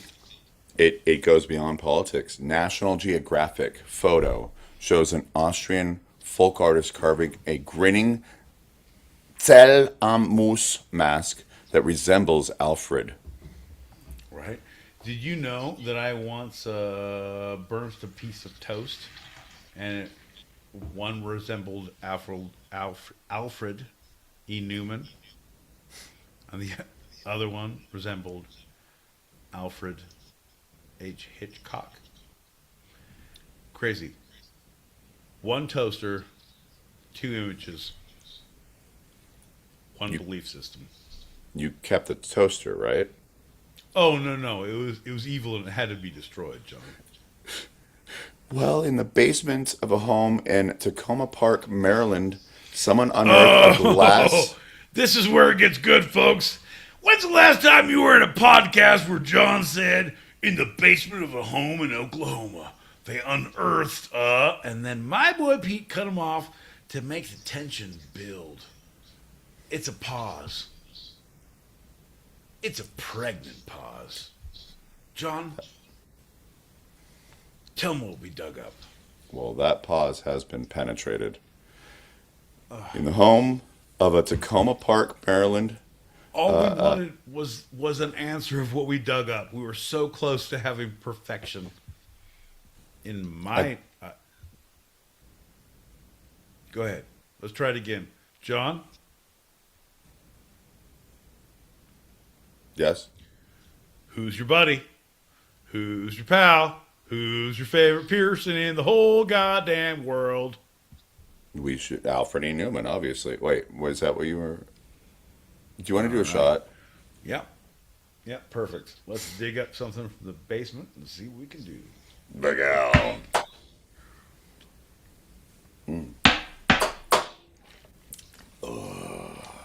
You're welcome for listening, everybody. Let's pop that pregnant pause. All right, so it was a Why do you glass gotta say negative. that, bud? The whole thing is like, that makes me uncomfortable. Don't say that. Oh, I didn't Pop, realize. Pregnant pop? You never pop a pregnancy, John. Like D- we're Don't they refer to it as like, oh no, yeah, she popped the other day. Yeah, the baby's out. It's a boy. no. That's like, oh, at the high school prom we found something in the dumpster, and like that's also, it's awful, John. No, I'm just saying. Let's move on. So, hey, Yeah. hey, my boy Pete, do you want to know what was found in the basement of that Maryland house? Oh, I hope it's not something that was near a high school gym on prom night, John, because if it was, I think we all are expecting is nope. What was in the basement? It was a glass negative from 1902 that showed a family posing in a backyard next to a cutout of Alfred's head. Oh, thank God. Oh, thank God. Oh, thank God. Oh, you guys. I have never been happier with dug up head photos than I have been now. Oh, I feel like you guys all have a sigh of relief. Don't leave. I'm not alone in this. Fuck you if you are saying that. Shh, quiet. Okay, John. Tell us more about the head picture. We all are listening. Well, it is confirmed that it was a 1902 glass negative, but And they can't was it his real head? Like, was it fully severed, or was the body in the background, or like, was it it recent? Like, the blood was coming out, or like, it it seemed like it was a cardboard or a wooden drawing painting, slightly larger one, and they're okay, just in a backyard, not necessarily the backyard of the house where it was found, and they're all okay, standing next to it, and as possibly a joke, or they enjoyed the image, or something. And obviously, it wasn't what me worry. This is 1902, but right, it's an image. It's also a negative, but it looks pretty similar. right. If they had dug just a little bit further, they would have found another negative with all those people facing the corner. Well, the image that was the last image I'm talking about is a Stanford chemist Oh, who pull it up. Pull it up. Show us the pic. I don't think you want this one. All right, All all right. right. No, I don't. No, no, no, no. I'm gonna tell you first. Okay. It's pretty bad. It was found in Vienna after World War II, and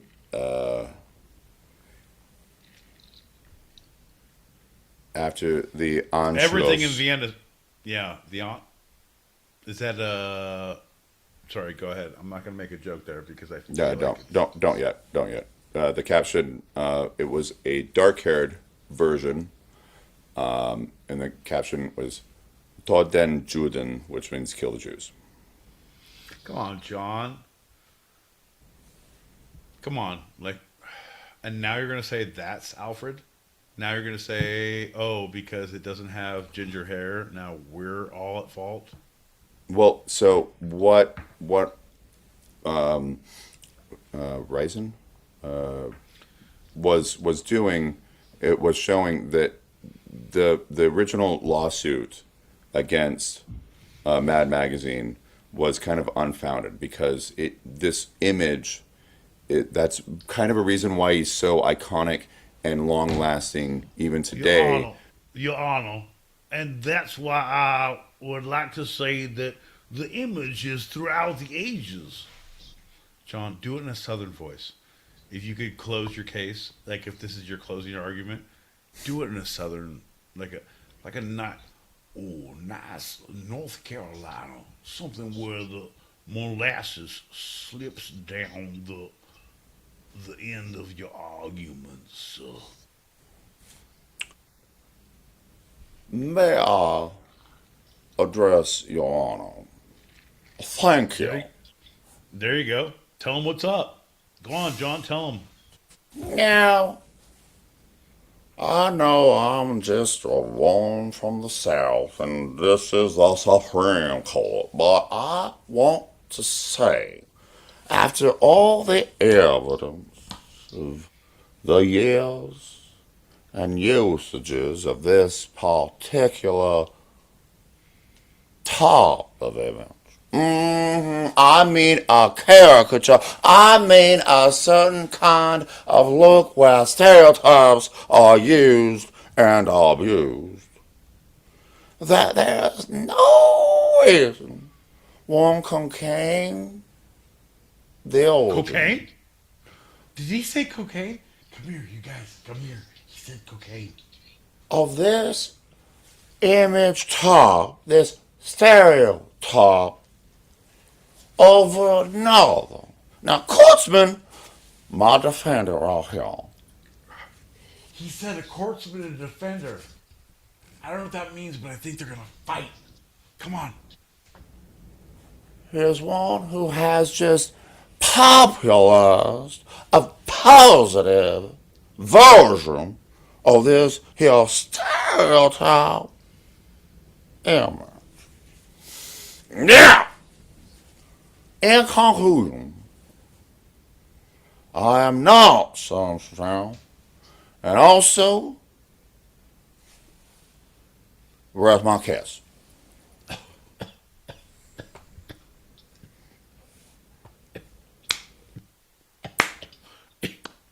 You guys. Holy shit. Sorry, Your Honor. I know you'd have to clear the courtroom if we continue to clap, but we are in agreement because we don't know any better. So those lawsuits all went away, and in the 2012, Reitman was showing how, yeah, no, he Hey, was fine, hey, right? hey, hey, John. Hey, buddy. But Hey, look at me. oh, You having fun? Are you having fun? oh yeah, Hey, we're having fun. Remember why you're doing this. It's for the kids.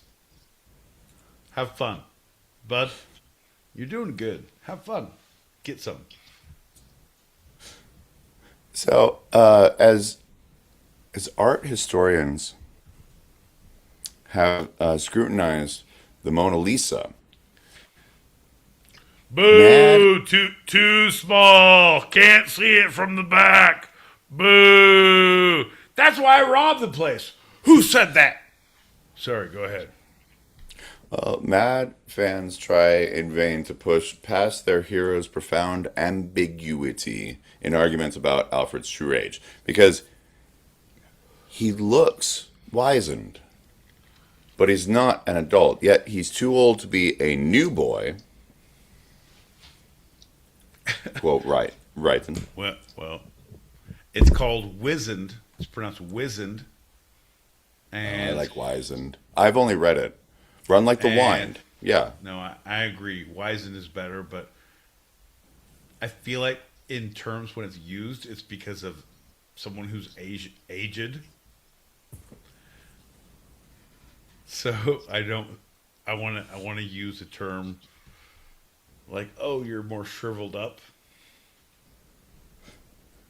Like it's more like, oh, decrepit instead of like knowledgeable. Wizened. Wizened.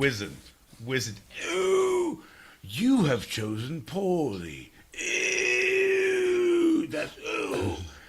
In my opinion, I think you should probably say different words. But, John, Oh, I oh say no. Our grapes wizened on the vine. Oh, bonk. 100%, John. If they wisened it, like, you know what? You should have probably harvested us earlier because we're all rotten now. Note to self: put alarm on calendar next year. Wizened grapes out. This fucking guy. You want to tell me about horticulture? Doesn't matter, John. Grape shit. You said we wouldn't have fun. You said we wouldn't learn nothing. Some bitch. Oof. Horticultural is the way to pronounce it, my boy Pete. You know what? That's why everyone hates you, John. No, I don't mean everyone. I just mean those of us who have bought the T-shirts. Folks, this is the time to say, hit our aftermarket value black market sale. We will sell you all of our T-shirts and all of our recreational accoutrements that come with them. You heard it here first, folks. Allegedly. John, I don't know how to sell this stuff, but I feel like we're sitting on a gold mine. John, is this how we do it? I think this is how we do it. John, thanks for coming in. You know what? I haven't had a lot of time to review the product, but what I have had time to do was use a lot of the product. And what I can tell you is, holy shit! These T-shirts aren't going to wear themselves. John? Hit him with the titum. You son of a bitch. No, go ahead. To wrap this icon up, writing what said, when I'm forced to pin an age on Alfred, well, when I was 12, he looked 12. 6'7". 6'7". That's awful. When I was 12, he looked 12. Now that I'm 55, he looks 55. 67. Not the same. It's not. The thing is, I feel like it's probably initially I thought it was like a 14, 15-year-old kid, but then when he kept being on the magazine and being the person, I was like, oh, it's like a person with a disease. You're like 39 now, and now you look 12. I'm like, oh, you probably are super small. Like, there's no perspective. Like, you have little legs. Like, there's a problem. You're at 3'9", but your partner is like 6'7" like Uh-huh. like don't pick me up, Carol. You know I think it's aggressive in our relationship when you pick me up. Ugh. It's based off a real person, and Carol. Unta glapa suna muna wookie Wilford Brimley. I don't have diabetes, Carol. Ho, ho, ho, ho, ho. What? Me worry? John, it's an emotional connection that we can't begin to understand. But what we can do, John, What can we do? we can have a shot. We can move forward with the show because I'm pretty sure there's a little something special coming that a lot of people are waiting for. I don't want to steal your thunder, John, but I know what's coming. Tell them what they got. Well, let's have that shot. I'm gonna take this image off and let's do something else. I don't know. What me worry? I'm getting bored. Come on. So close. Folks, we're going to do a shot. We're going to get right into the short, where John's going to tell us what it is. John, cheers to you, my friend. Bink, bink, bink. Back out.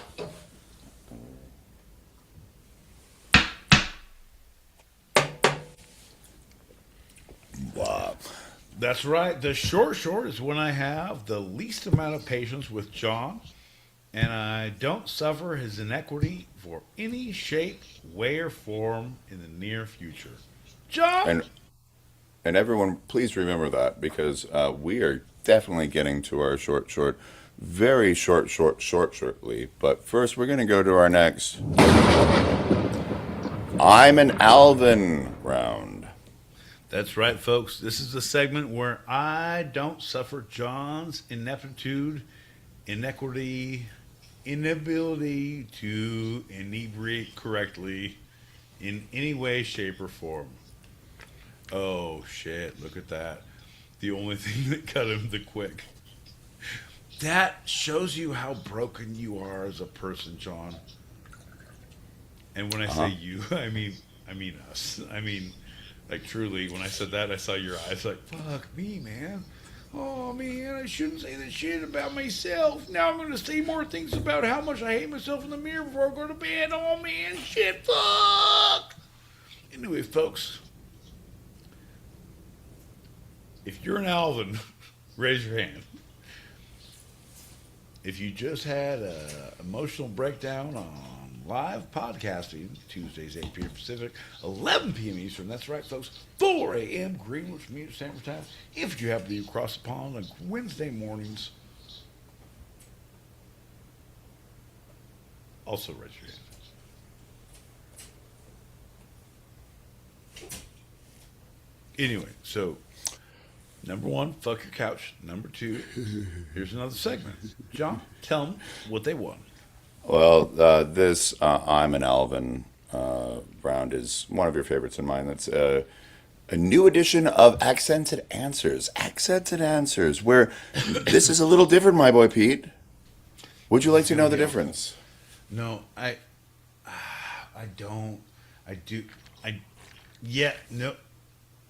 Yeah, John, because I feel like you're gonna. I'm giving you control. Oh, that's not what I wanted. That's not because I feel like, oh, you know what? How the world sees things is different now, and so there's open opportunities to do different things, and like, no, man, I'm working on a 5-minute bit about why you can't do accents with anyone with any skin tone. Like, and it's bullshit, John. The thing is, the whole thing is, it's edging. No. I don't.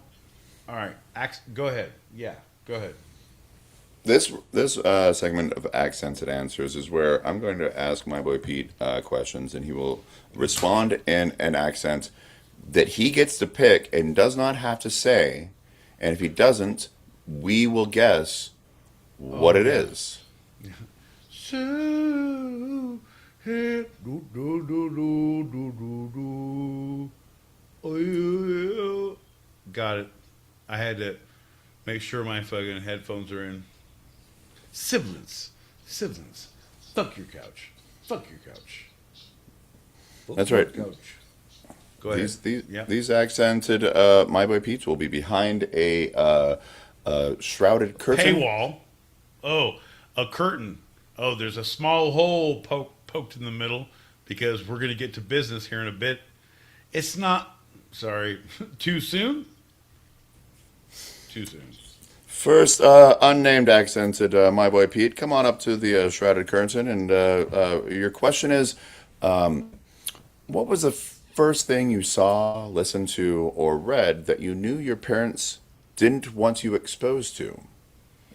So I don't know how this goes. I don't know how this works. Are you saying how is the secret happening? Oh, you were just going to respond in an accent of your choice, and then I have we- to. Oh no, it's from hey, it's from let, Minnesota. let's say it's not so specific as we've started to get with the other accented accent rounds. So it's not like a specific person and a specific trade. So let's just go this is regions, countries, yeah, no, etc. Regionally, specifically regionally, I feel like you are setting me up for failure because right now, You regionally, can if you're like doing whatever you want. no, everything is possible, John. Here's the deal. Yes. You can do any accent you want that you would want people to hear at this time. Whatever you want You're that the you feel you're comfortable You're- about. I hate you. No, because the thing is, right? But you're beating me down in an emotional fucking way so much and not. Oh. Please, sir. No, only with accents with skin colors that are the same as yours. This is bullshit. Oh, now I'm Hank Azaria? He still works. He wasn't canceled. He's Doesn't fine. matter, John. No, I know he's not canceled, but but then the thing is, fuck you, bro. Fuck you, bro. Because it makes you one side or another, right? It makes you one side or another. Yeah? And it's so bullshit. And I don't know about the other things of the other things. I don't know about those, right? I'm not going to comment or question or answer to any of those. I'm not going to do it. John, fuck you. You're setting me up for failure. Fuck you. But what I can say, John, And this has been our I'm an Alfred round of accented answers as chosen by my boy Pete. Next, we're getting into the short.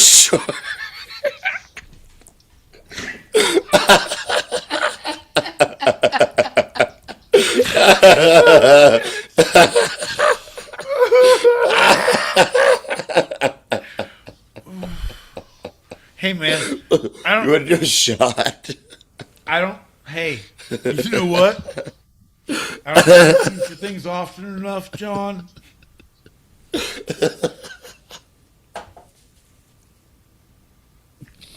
So yeah, let's do a shot. Yeah, let's just do a shot.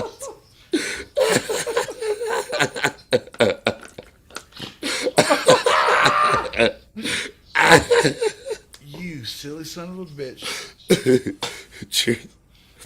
Beep, beep, beep. But yeah.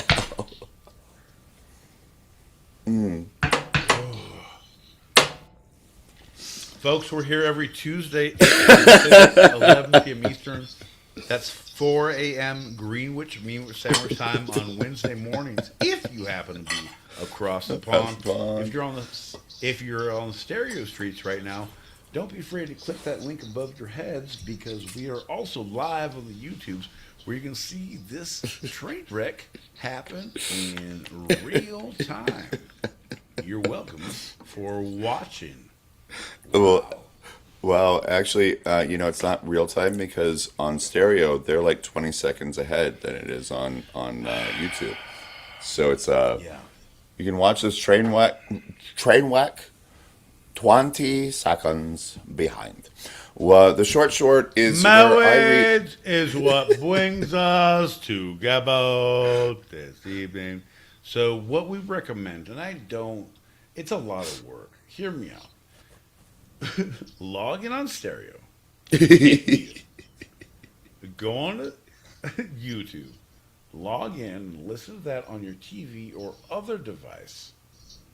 But also, smash the like and subscribe button so we get both those sweet clicks and subscribes. Yeah, monetized, not yet, but soon, maybe or not.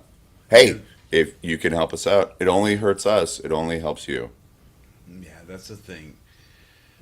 We all read Scarlet Letter, John. We know what happens when you flail yourself or hurting your own. I don't know, John. So our shorts is where I'm going to read a single source topic, headline and all, and put a timer after the headline for 5 minutes. And my boy Pete will just, I don't know, do what he does. What do you do on this? Bro, I believe what the kids are calling these days is make magic happen. Well, I don't want to be presumptive, but we have a few packets to pop after this. So after this, we'll go into Well, not the packet green popping. room, but packet popping mode. Yep. PPM, right? We're going to Yeah, PPM. well, And then go into our final segment and then go into the green room for total PPM. TPPM. That's what we call it. TPPM. I don't know about you, but this sounds like Fire Festival to me. Like where we're all going to get grilled cheese sandwiches that aren't even hot and living in tents with sand fleas. But you know what? Let's trust in John for now and see what happens moving forward. John? You ready for the headline? Yeah, you are. Tubi becomes the new Cartoon Network next month. Here we go. And starting the timer. Okay. From gizmodo.com. If you've been nostalgic for some Cartoon Network classics like Kids Next Door and Foster's, Tubi's got you covered starting in March. It's the same thing as Crunchyroll, John. You can find what you need, like that real itch. Like if you have that real itch, if you're a fucking addict, yeah, you have to get it. But all right, you can get alternate. Oh, if you like Giorgio, you'll love Primo, kind of shit. I don't know. Go ahead, keep going. Tell me about Tubi. So, the past couple years, HBO Max has gradually removed several classic Cartoon Network series. For fans of shows like Powerpuff Girls, Scooby-Doo, and Ben 10, it's been a rough time. But the good news is they are jumping over to Tubi. Yeah, but they're doing new weird takeoffs on Scooby Doo, like Velma, which is hey, do you guys know what? Go ahead, John. You first. No, I actively want to like this is what I want to know. Like, what do you think about Velma? I didn't know about that, but it sounds very much like with Disney Plus making all the Star Wars like offshoots that are like never part of anything, but they're like we own it now, so we can do whatever we want, and some are good, and some. No, this is very Scooby Doo in the world of, but everything we think about Velma is correct. And this is Velma solving mysteries with a date. Oh, right. All right. So it's like Paramount with Star Trek. Just Yeah, no. Yeah. because there's some Yes. there's some in there. Yeah. Discovery. It Right, is yes. the one Yes, that yeah Discovery right. that pulls off and does the thing. Yes. Yep. Okay. Yeah. All right, so tell me more about Tubi.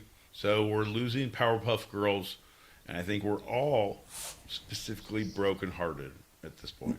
Well, but they're coming back. That's the thing. All of them are coming back on Tubi. You guys pour your drinks now because the Powerpuff Girls are coming back. Keep going, John. Pepsi Man, who runs the curation YouTube Broken Saw, first clocked that several of the channel shows have recently gotten Tubi's pages. Eventually, the streamer went and revealed the full list of its shows it's adding, cheekily saying it'll enter its cartoon era on March 1st. The first wave of shows on that date include the aforementioned Ben 10 and Powerpuff, Justice League, Codename Kids Next Door, and Ed, and Eddie.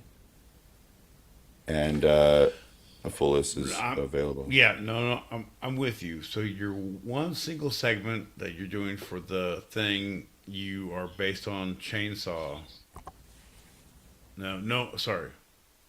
You're based on Mr. Pepsi Man. No, Tubi. No, he first said, "Hey, things are happening," and then Tubi itself said, "Oh yeah, no, we're doing this. We're entering our cartoon era. This is coming from Tubi, not from Pepsi Man." Okay, so Pepsi Man has nothing to do with it. Like, let's just He was the focus on first. He was the first one to break it. Come on, give him some credit. No, that's It's like when the Washington Post. Turtle Boy. No, that's the same thing as when Turtle Boy did the court case. Like we remember the court case. We don't remember the boy, the man. So this is exciting news for a few reasons. The first being that it's good these shows exist somewhere. Some have gotten bumped to streamers like Prime Video. Others have been afforded afforded the same opportunity. Legally, they're not allowed to be released. And it's cool that several B and C listers like Evil, Karn, and Lunatics Unleashed are getting some love. Luca, and that's where we'll end it. Luca. So Mukaluga. So the thing is, folks, I guess the takeaway from this is what you're hearing. Number one, John's phone. Number two is that when it's there, if you love it, record it. Digitally record it. Put it on a hard drive. Take that shit. If it doesn't let you, find a way. We all know this way. Just fucking find a way. Because when they take it away, it'll be in a vault somewhere. It'll be somewhere that it does exist, but it'll never come out ever again. And then you, holy shit, you have that thing. Right, John? I think we both have a couple of those, that things. Yeah. And I think that it is important, not just for bragging rights, but for if it's needed, right? Right. I don't know. I do have the Playboy where Marge Simpson was on the cover. They discontinued it and tried to whitewash it, and I am an owner of one of those copies that are still around. I think it's from the early 2000s. Right. Yeah, you have to.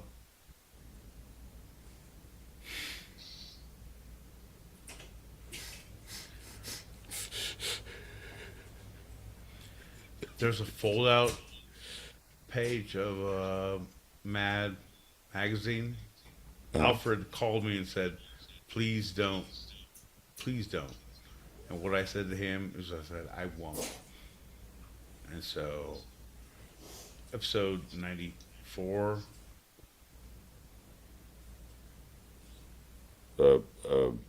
What volume? 26. All right. Ooh. Ooh. Right there's. It was deep, but this is around the place where people are like, "Are you sure?" I'm like, yeah, no, 26. Yeah. So I'm actually going to jump right into our final segment, and we will then move into the green room and pop those packets because my boy Pete, I think we should. Well, I think we should take a shot.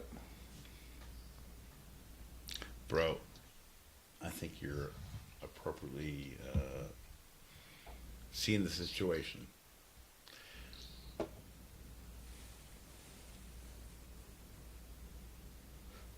No? You know what? That?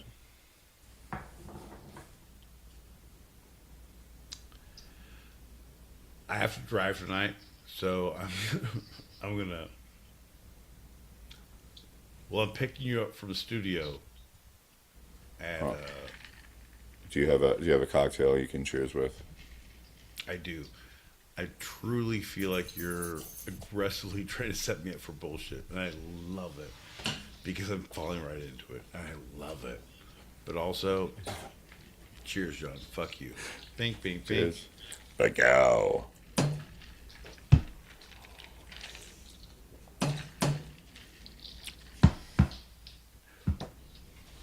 The worst, bro. What? But we're having fun here, right? You don't. I don't. You don't drink before the show. Like, I don't know what you do. I don't know. I don't have eyes on you, but I have a life, John. The world is a difficult place. I get off work at 3:30 Pacific. The show starts at 8 p.m. Pacific. I don't know about you, but math happens to be one of the things that I'm not good at. There's a lot of hours in between, right? And what I do is I fill the time. Not here, not there, but just kind of everywhere. Yeah. I'm coming in hot. And you come in 0. And I feel like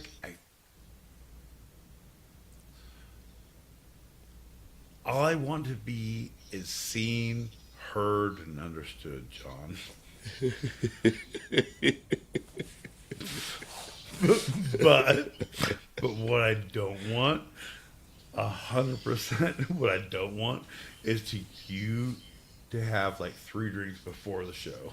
I don't want that. I specifically do not want that. Why not? I've seen what happens. The only time I want that is when we like, hey man, let's fucking hang out together. Right. Bro. Well, and even then, if you label me, you negate me. It was either Kierkegaard or Dick Van Patten who first said it. My boy Pete, you've been wrong this entire time. It's Dick Van Dyke. And he said it in his English accent. It's actually in the movie Mary Poppins. Right, well, if you don't like fucking seeing people going people and did it, you'll never like Dick Van Dyke. John, You always say we would never have fun on Tuesdays, but how often you are wrong, my friend. Folks, because we are here every Tuesday, 8 p.m. Pacific. If you click the link above your head, it's not me. There's a dryness in the desert that makes my mouth so dry. You have a thirst. I got a craving. Is it like a really big raven? No, it's something that Well, wait, was that the mailman in Cheers? I would truly play messages now if we had the opportunity, but yeah, you know that dogs and bees both smell fear. Cliff, but that was Jerry Maguire. John, we are so off base. You just did the little boy from Jerry Maguire in the voice of Craven? Yay! No, no, Claven. Oh, no, it's different from Craven. Cliff Clavin, not Craven. Like Yeah, he that's was the what. one. That was the vampire hunter who sucked the blood of the infidels. I don't know, John, but if I wrote a comic book, one of the things that I would say, no, Craven. And Wes Craven? No.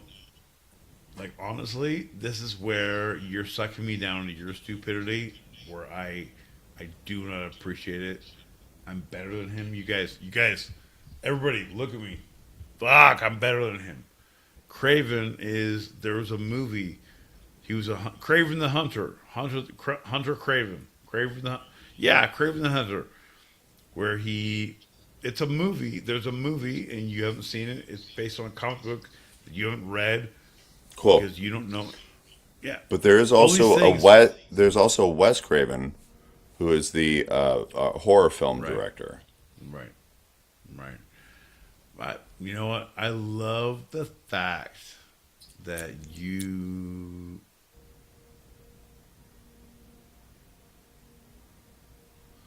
Man, it's so hard to read. Can you read these things? Same. I want to be heard and understood also. Oh, that's I want to whatever. be heard and also understood. I'm telling you what, Big Al Swag, we got you, bud. What's the next one?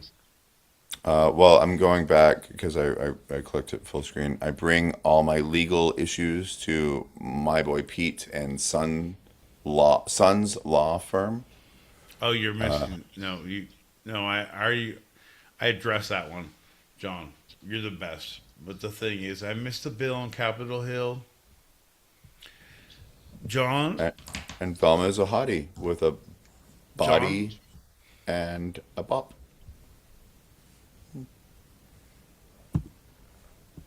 there you go, bud. I I apologize, folks.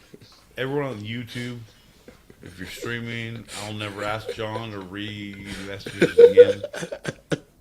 I apologize. Thank you. No, John, you're doing the Lord's work. Everybody appreciates you. You're doing good. Oh wait, we're done. Go ahead, say the things, and then I'll do the all apologies after. Go ahead. All right. Well, we are having our last segment. I said you were going to be excited about this, and we had a little cheers, but not with a shot because you didn't want to for some reason. All right.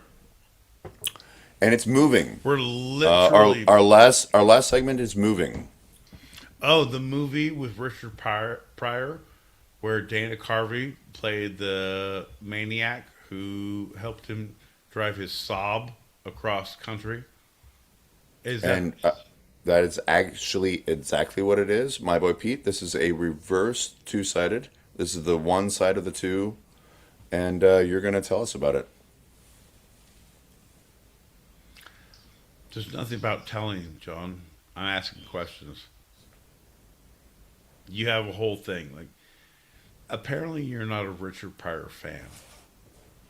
I've seen two of the three movies with him and Gene Wilder, Oh, and you're so good. they are major You know, influences on my life.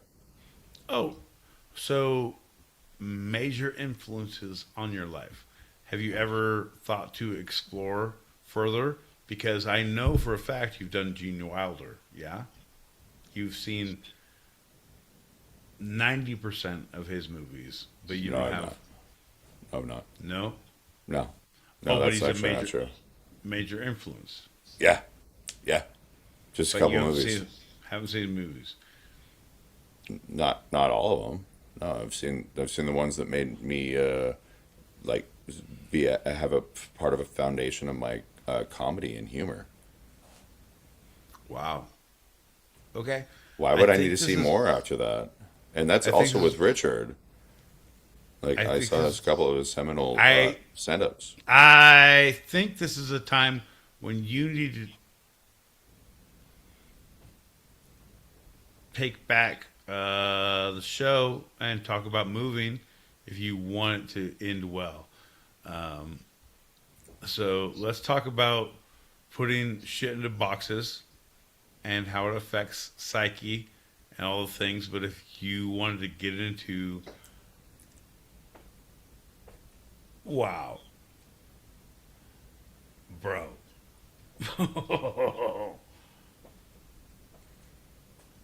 So, how do people move in the world? America, South America, different countries. How is moving taking place? Well, the major thing is that moving. Yeah, it's a hell of a thing.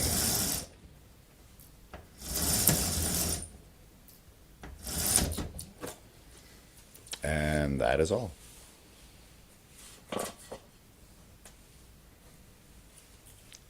Sources for this episode of Two Sided have been first segment, madtrash.com, the Smithsonian Magazine, Richmond Illustration Inc., and the Paris Review. Second segment, moving, and the short gizmodo.com.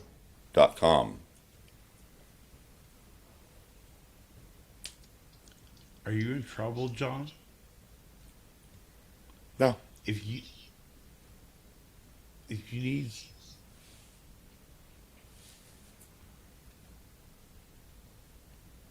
there's Do you something have- above you. There's a strike. John, if you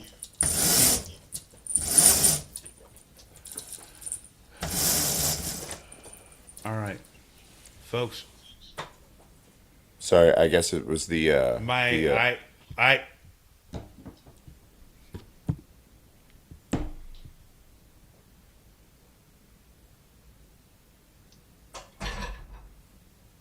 yeah. I'm not sure what you were saying. I apologize. no I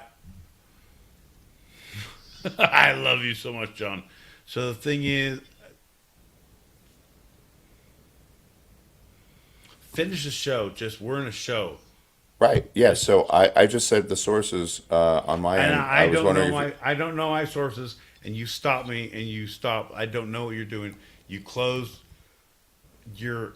Are you being held hostage, John? Okay, Open the okay. window. Is this a John? John, what thought- are you? I thought the you're window doing- was John. reflecting something. John. Open the window. Shut the fuck up. That was your finish. You wanted us to see something about something. So if that's what you want us to see, I can't see what you want us to see. So do the thing you're doing a finishing move. Finish him. Two-sided pod, Tuesday, 8 p.m. Pacific, 11 p.m. Eastern. That's right, folks. 4 a.m. Greenwich Mean Standard Time on Wednesday morning. If you happen to be across the pond, look outside the window because Delano Peacock is now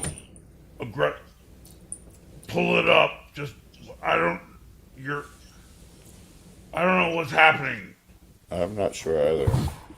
Okay, but- so John, so apparently there's a Jesus Christ, there's a picture of John's apartment in. We see his cabinets and the things and his arm. All right, folks. If you like what you've seen, if you can't understand where John lives, if you don't know where Brooklyn, wow, that looks great. I'm not sure what we're trying to do. Well, my sources are, I feel like John is a hostage. I feel like he should not be left to his own devices. And also,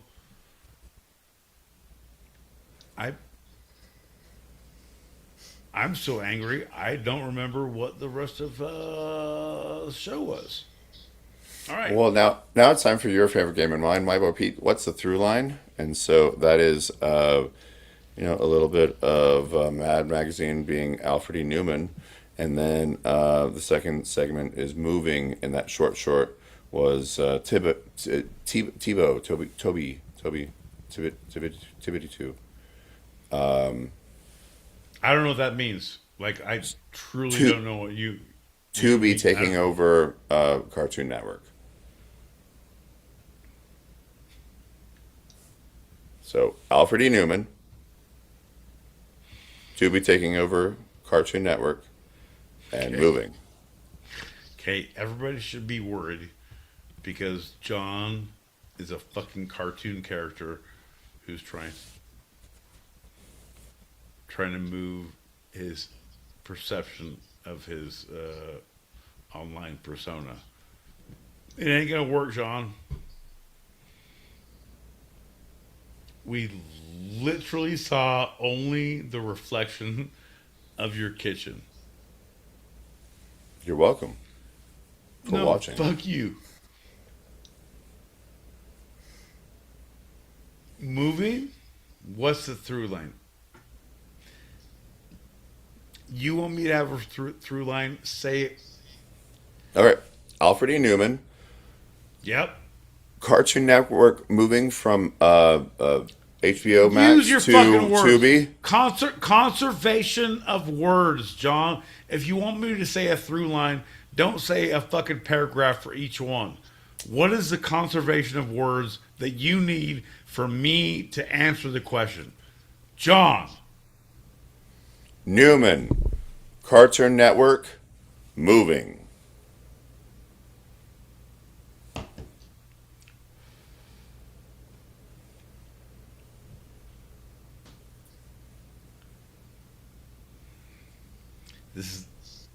This is like when you yell upstairs, "How fucking long? We have a goddamn reservation," and they shut down. 4 minutes. Got to do hair and shoes. Like, Jesus Christ. Now you're gonna fucking push this back at me? Now you're gonna push this at me? Oh, John. Jesus Christ. Neuman. Tubi. Fucking Moving. Here's the deal, John. What, me worry? There's a lot of changes to be happening, and John makes everything about himself. Right? Changes be happening. People move. What? Me worry? There's no reason to worry about moving or changing. Life moves on if you want it to or not. Get with the fucking program.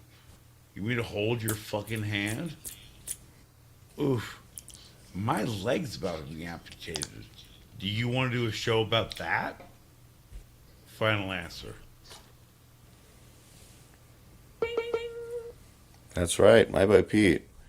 Moving sucks, but what? Me worry? All right, so fair enough. Hear me out. So people say, like, you're going to get your leg amputated? No. But also, I was in Columbus last weekend, and shit happened. But also, it's not a fucking big deal. Don't be a fucking. I'm gonna wait till Thursday to see if there's a problem. Fine. John, It's totally fine. It's totally tell fine. what's up. Well, before we get out of this episode, is there anything from it you'd like to take a second glance at, a second look, a second thought, a second opinion? This is Pete's Retraction Corner. No, John. Here's the deal. Tonight, I think my patience was pushed to the limit. I feel like you were the problem in all of my issues. So it's not me deflecting, as they say in the program, but it's more of you being specifically the problem.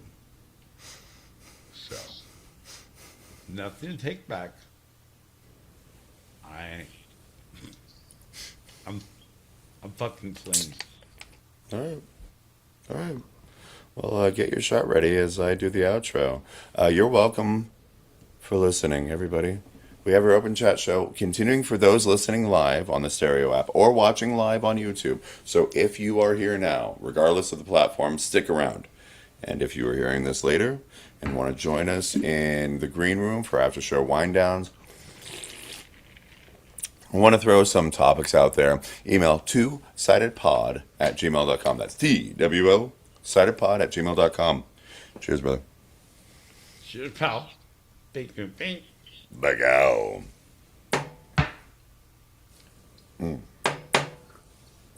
That's a wrap for tonight. I'm John L. Peacock out in Brooklyn, New York. And my boy Pete, Southern California. And this was our show. You can eavesdrop wherever you get your podcasts and even join us live, both on our YouTube channel handle @two-sidedpod, all one word, and the Stereo app every Tuesday, 8 p.m. Pacific, 11 p.m. Eastern, as we talk about the two sides of life, the serious and the fun, here on Two-Sided. Love you, Pete. Love you, bud.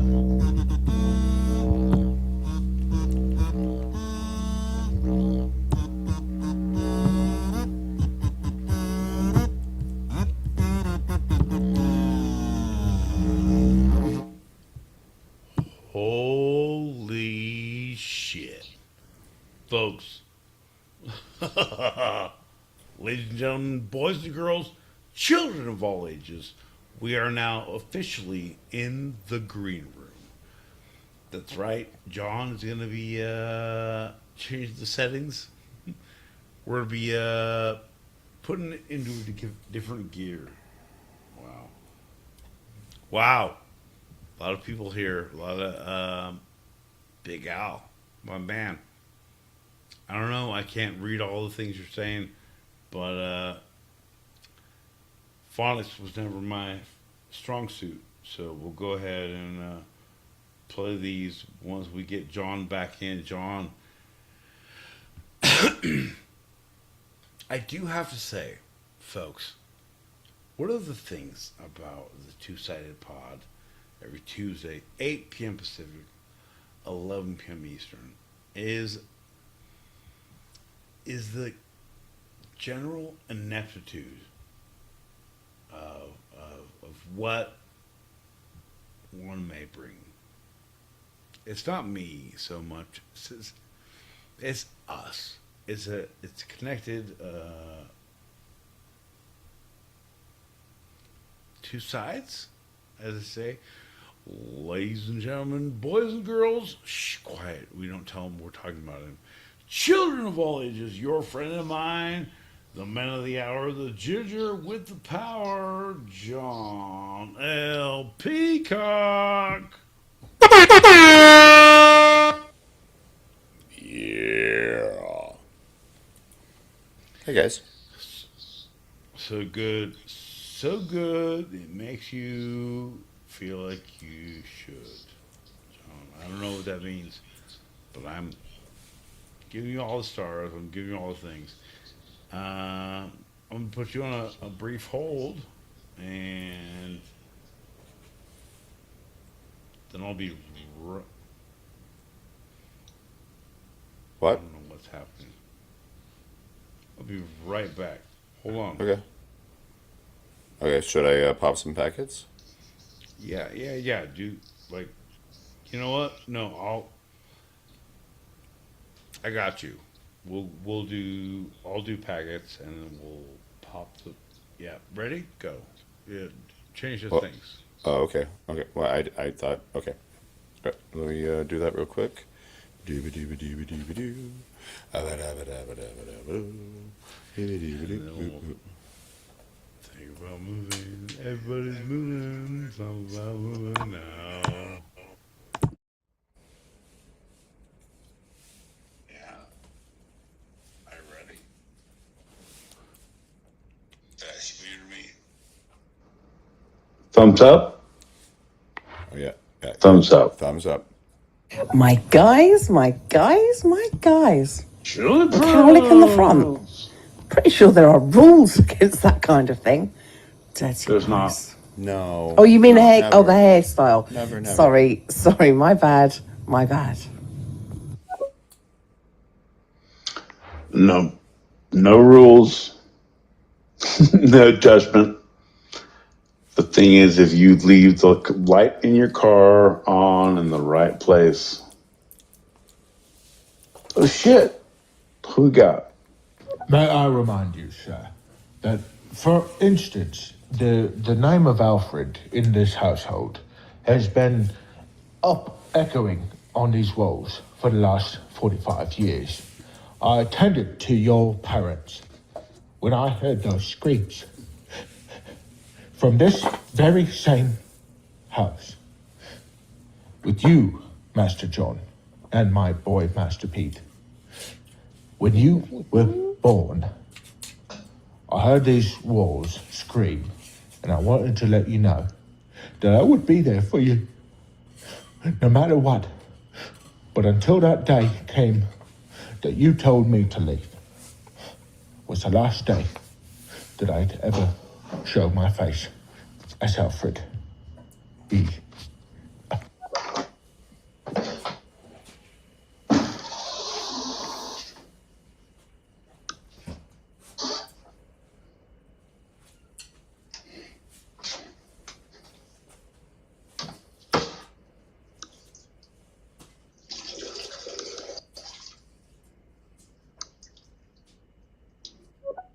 I see. You know what? I come on here this app here, and I hear people sound like me here. It's a little bit like a Savannah accent. You know, it's like sweet molasses just falling off your tongue, kind of. You know, it's like a dog with peanut butter on the roof of his mouth or something. Yeah.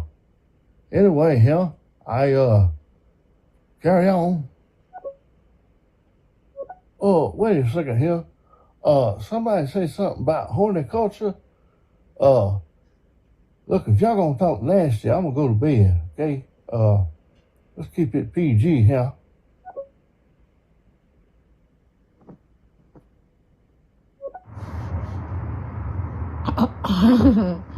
I would like you to do me an accent from down under with a little country twang. You know what I mean?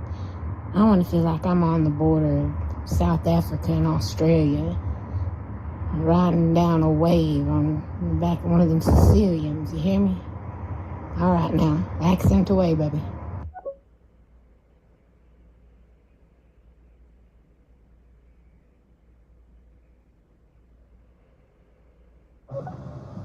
Be aware that the first 3 rows are splash zones. You will get the Holy Spirit on you. Where do you want me to come? Where are you going to go?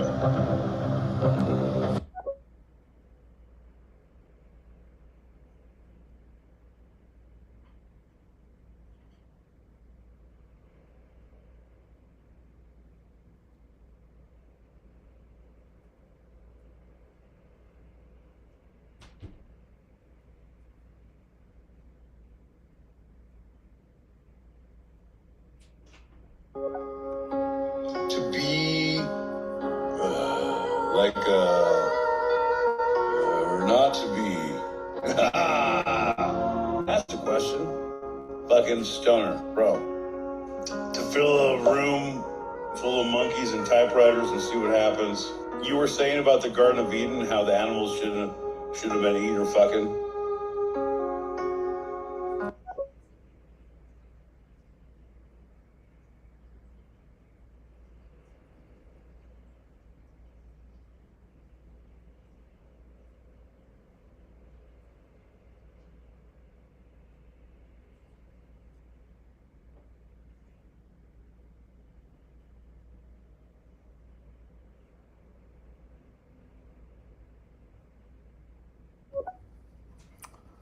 Yeah, things are weird.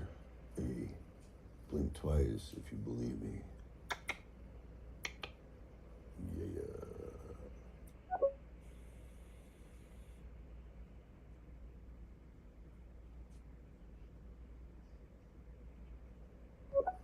Also, Pete, I love you.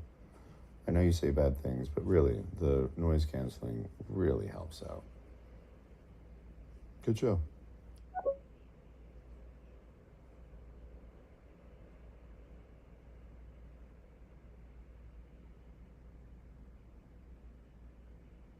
Behold, my boy Pete, a guiding light in the middle of our chaotic world, a beacon for those who want to venture along the paths of creativity and invention in the quest for the unknown. We treat him as a thinker, a visionary ahead of his time, someone who is felt and perceived with an utmost urgency. Compelling, yes, of course. Chaotic, sure. Gotta break a few eggs. But he's there for us, climbing that scaffolding to take a new view, bold, audacious, brash at times, selfless to the end. Behold, my boy Pete, hero of the stupid.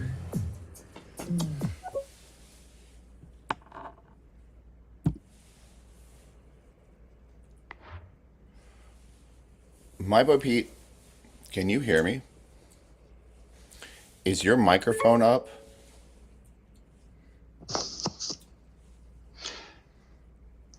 All right, hear me out. If we climb up the scaffoldings of stupidity, right? Yeah. Don't blame me if they fall down. Dub said it here first. Also, fuck those eggs. Lost my drink. We'll be right back. You keep going. I can. Oh, here. No, the thing. I'll keep going, John. The thing is, you don't even understand. Yes. Son of a bitch. You son of a bitch.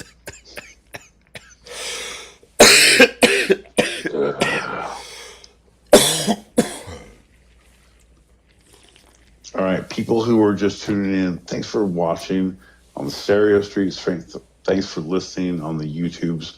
I don't know how you. If you click the. You click the link. I see nothing. Yes, 9 there will be prices to pay. John, here's the deal. Fuck your smoking jacket. I aggressively hate your smoking jacket. Why? If people, oh, you're happy with that? No, I know you will be.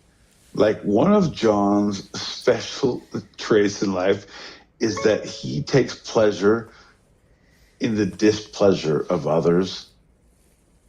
And specifically, if he can identify the person in the populace that is being affected, not just a general, like, oh, voters from 24 to 48. Like, no, Jim Stevens, 842 Brooklyn Heights, 4th floor. I want to make this guy angry. John's shit works aggressively well. Tuesdays, 8 p.m. Pacific, 11 p.m. Eastern. That's right, folks. Give your address. You just have to give your anger. Tune in, tune up, because fuck John's smoking jacket. This was bought in New No, Orleans. It's nice. I'm pretty proud of that fucking intro, John. Chop that up, set that to our new. Hey, folks, what's two-sided about? Right there. That's what it's about. Fuck you, John. Fuck you and your goddamn fucking smoking jacket. Dub, what do you got to say to him? I know nothing. Nothing. The Colonel. All right. You got more people, Bam. Yo, John, Yeah. Pete, Yeah. you're both a bunch of narcissists. You never made a woman orgasm in your life. Yeah. It's probably true. Faggot. Oh, hey, that last one. No, that last one. Everything else, yeah, probably true. But yeah, don't use the F word. Like that one. That one's too many people. That's the John. last word they ever heard. That's why I'm like kind of like that's. I'm not part of the cancel culture. I'm not part of that whole thing. But like, too many people. That's the last word they ever heard. So I am gonna actually. Nah, bro. Anything else? Anything else? European SIDS. And Not that one. I also am not afraid to use devices with batteries. So yeah, totally have, very aggressively. Not quite sure what you're talking about, but we got a couple more packets of pop. No. The thing is, he said never made a woman orgasm. Oh. Faggots. And I was like, yeah, no, bro. You don't like that word? And I was like, yeah, I have Duracell AA plus, bro. Neither one is good because you're judgmental of the things. Like, no, your explanation of it is specific and very fucking real. But hear me out. And I feel like anytime people play that card, like now I'm belittling anything. Like, all right, so we can't say Family Feud top 10 things that people hear before they're killed. Do we want to? No, because there could be things like right, like John. You want to play this card for sympathy. I want to play it for comedy. Yeah, don't. I agree. You're correct. Don't say the word. I agree, but your reasoning for not saying it is bullshit. Yeah, no, it's not. Come on, no, man. John, no. Because yes, there could be comedy in anything of everything. John, you know me, man. Yeah, of course. Come on. Oh, we've gone through other words that I'm like, maybe not, but like I'm not so. No, I'm you not may so. not like you.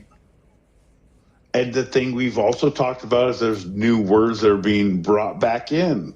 That, oh no, it's okay to say this because now this, like no. Right. Well, Pete, you're getting really slow to the point. You're kind of either it's not, or like I said, it was always, right? Yeah. So there's, it's where, yeah, it makes someone feel bad. Like, motherfucker, I say ginger stupid. You say fat trailer park. Both things are aggressively true, except not at all. Right. And you're So getting really why- slow to the point. You're a little retarded in it, and that's something. There we go, right? folks. If you like to hear John cuss, you'll love to hear more swear words. 8 p.m. Pacific, 11 p.m. Eastern. That's right. Fuck your couch. 4 a.m. Greenwich Mean Sandwich time on Wednesday mornings across the goddamn pond. John, tell them what they won. They won a one-time ticket to the two-sided podcast green room. It's usually around like 1:20 to 2:30 a.m. All I literally wanted you to do was continue your thought process. I want to do a segue to make it funny to what you're continuing to say that Right. I And so understand, but I don't there, understand yeah. because I think it's rough. Like I get it. It's like, yeah, we can say all these horrible things that people have said, but like, bro, all the other words, they're like, oh, okay, there's 2, 3, 4. There's a handful of words you can't say. Like, oh, but this I can say. Like, motherfucker, cheating bastard, son of a bitch, my goddamn money. Thought you didn't know. Like, and now there's words we can't say because of this is the last words people heard. I need you. Like, it's a good idea, John. I'm with you, but your argument is bullshit. Like, all right, so we did a study with Harvard and Princeton, and we had the last words that people heard because we asked 565 professional assassins. We also said anonymity, and we also said privacy is protected, and enunciation means nothing. I don't know. So, John, enunciation means nothing. We said in part 2. Apparently, you weren't part of the program. You're now trying to say last words. We're trying to figure out last words. Of the percentages of last words people hear when we heard from people in the afterlife, and we heard from witnesses,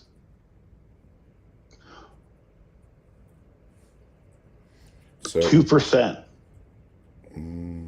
Okay, so you said the last words from the people in the afterlife and also the witnesses. In certain cases, So like, we're going hardcore. hey is probably a last word that a lot of people say. Hey, and then something happens, right? I don't think. So if your argument, I love that you're going further because I'm going to go further too. It's going to be great. It's going to be great. So if you want to go specifically of the most pertinent, it'll be fuck your couch when they say when things aggressively happen. It's like, oh, you think you know me, motherfucker? Fuck your couch. Or this thing isn't even loaded.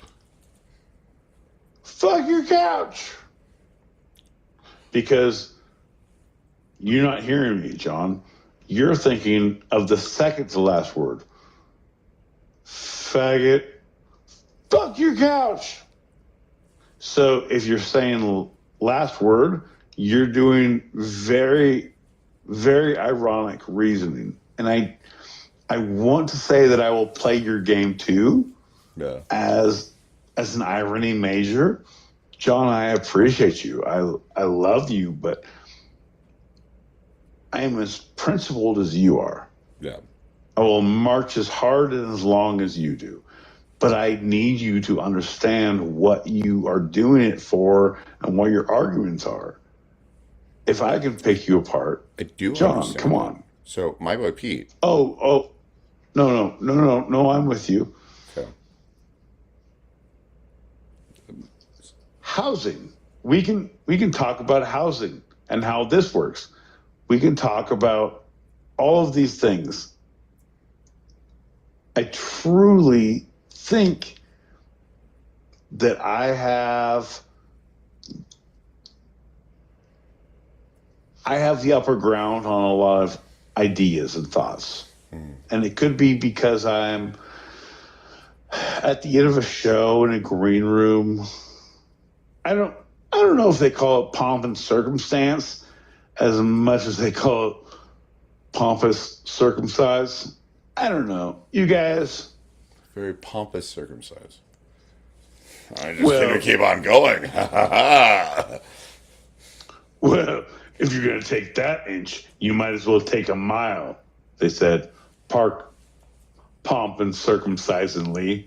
You see what I did there, John? Yeah. You tried to make a fucking hand gesture. That's I fantastic. used words. The person who coined that was actually hearing his master. It was Frederick Douglass, and it's they take an inch, and you give them an inch, and they take an L. I'm paraphrasing that. Wow. Or no, of course you are, because you're what we call is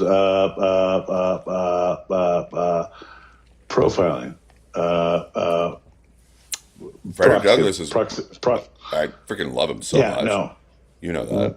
Oh, do you? Yeah. If you're going to paraphrase one of his most famous, take an inch, they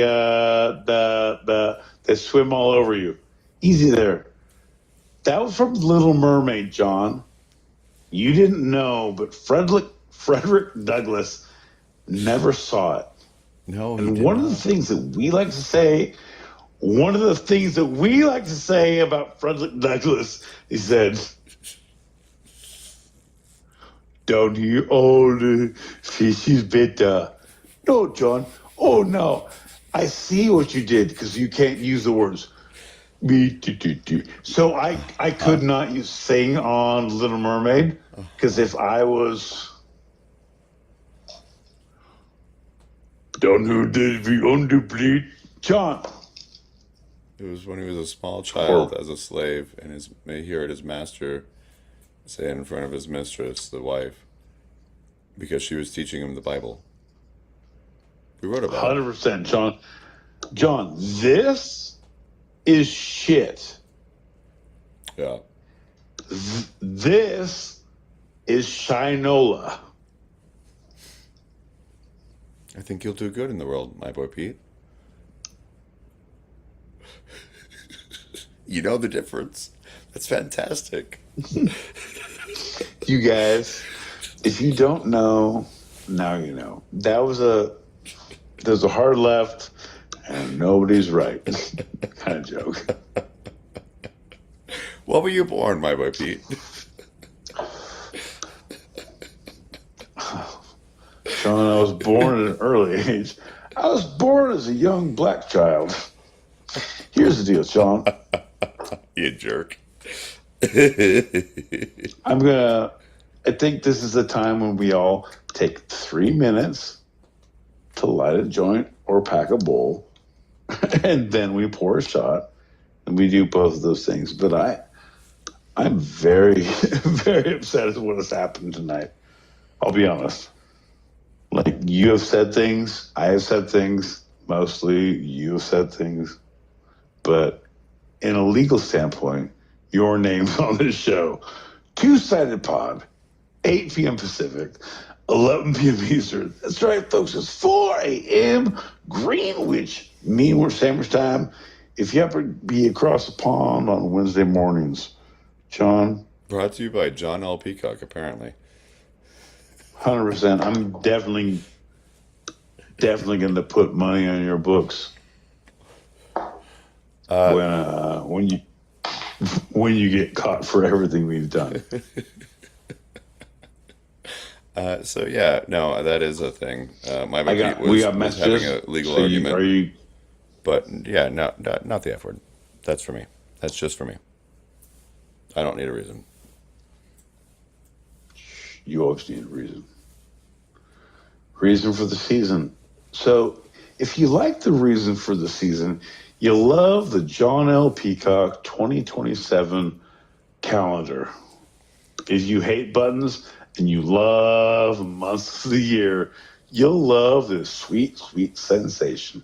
That's right, folks. With none of the buttons and all of the months. It's a peacock to behold and a month to be told. For only $79.94 for 74 payments of $84.24, you too can own that sweet, sweet monthly sensation. Sean, are we back in where we can play messages, or are we still We're still 100%. We've been doing it the whole time. Do you see any Or we're dangling nickel things and from diming there? ourselves. Do you see? I kept that I though. can play. Yeah. Yeah, I don't know. Like we're gonna be. I need one positive for now. That smoking jacket is phenomenal. I won't hear a word about it. Only because it covers up the chest. Thank God. Thank God it's not got any buttons. Thank God. Thank God. Jules, that's fine. let's get some negativity in here. Can we get some negativity? Negativity. My boy Pete. A ginger, seriously, ew.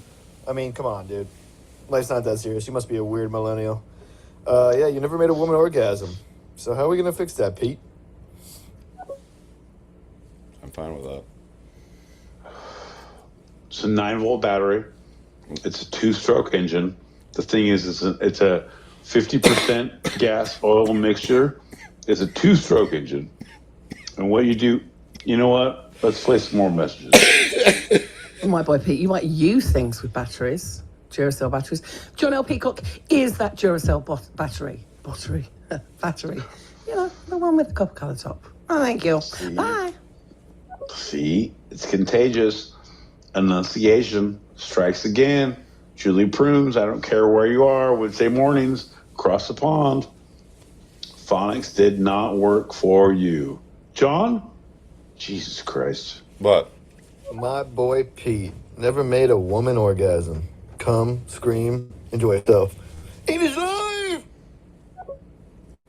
Still fine with that. I love it. I know, you love it all. I didn't say I love it. The thing I'm is, I'm fine with it. Like, you know. I'm the moral police at this point. This is acceptable. This has been initiated. You will be assimilated. this is how Sylvester Stallone got away with fucking his last few movies. John, it's kind of this bullshit. It is fine. You have been deemed appropriate. Bullshit. This is bullshit. Come on now, retarded, really? So we have to be using that word, the retard word? I mean, come on. To retard is like to tard again, so that's like double retardation. So let's just be honest. It should just be tard. Very retard, slow. that's like double. Come on, man. It's the You guys are better than that. Come on. The movement, That's what I'm saying. The slowing of. John, if Pete and Pete were sitting on a wall, If Ed, Eddie, and Eddie were right below the wall. if I had a hammer and I was hammered in the morning, I was hammered in the evening, but I also was holding a hammer when you woke me up. I'd rather be a hammer than a nail. Yes, I would. If I only could. Folks, if you don't like what you heard, if you don't like these lyrics, well, take it up with the goddamn SPCA, because we will not be abused. John? The SPCA? 4 years of shenanigans and tomfoolery. Tell a different tale, my sir.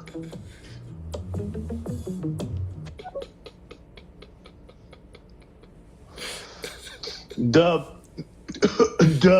you play the hits? Well, we need the hits. My friend, Jesus. Here's the deal. You know how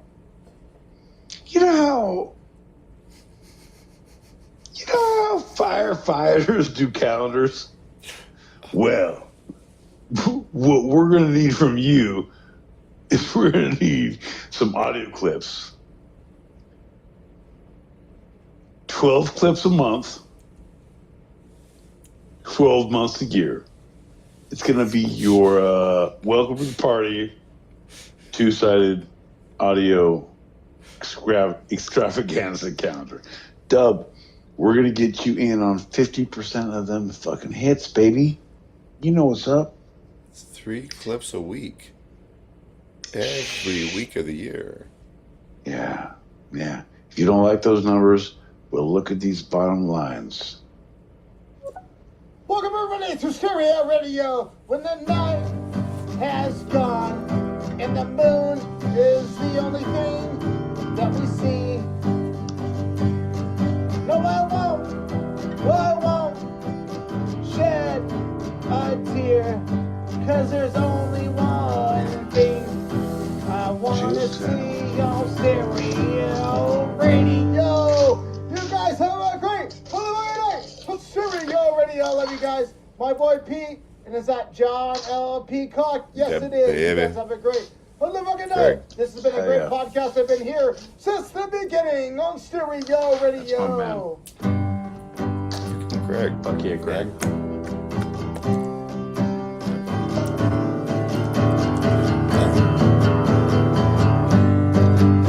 On Stereo Radio. Love you guys. Love you, bud. Fuck yeah, Greg. That's my boy. Yeah. Fuck yeah, John. That's my fucking boy. Yeah, Greg. Fuck yeah. Thank you. Pete, we're coming up on a anniversary. Don't tell me my business. Do you know how many years it is? Oh, it just No. zoomed in on you.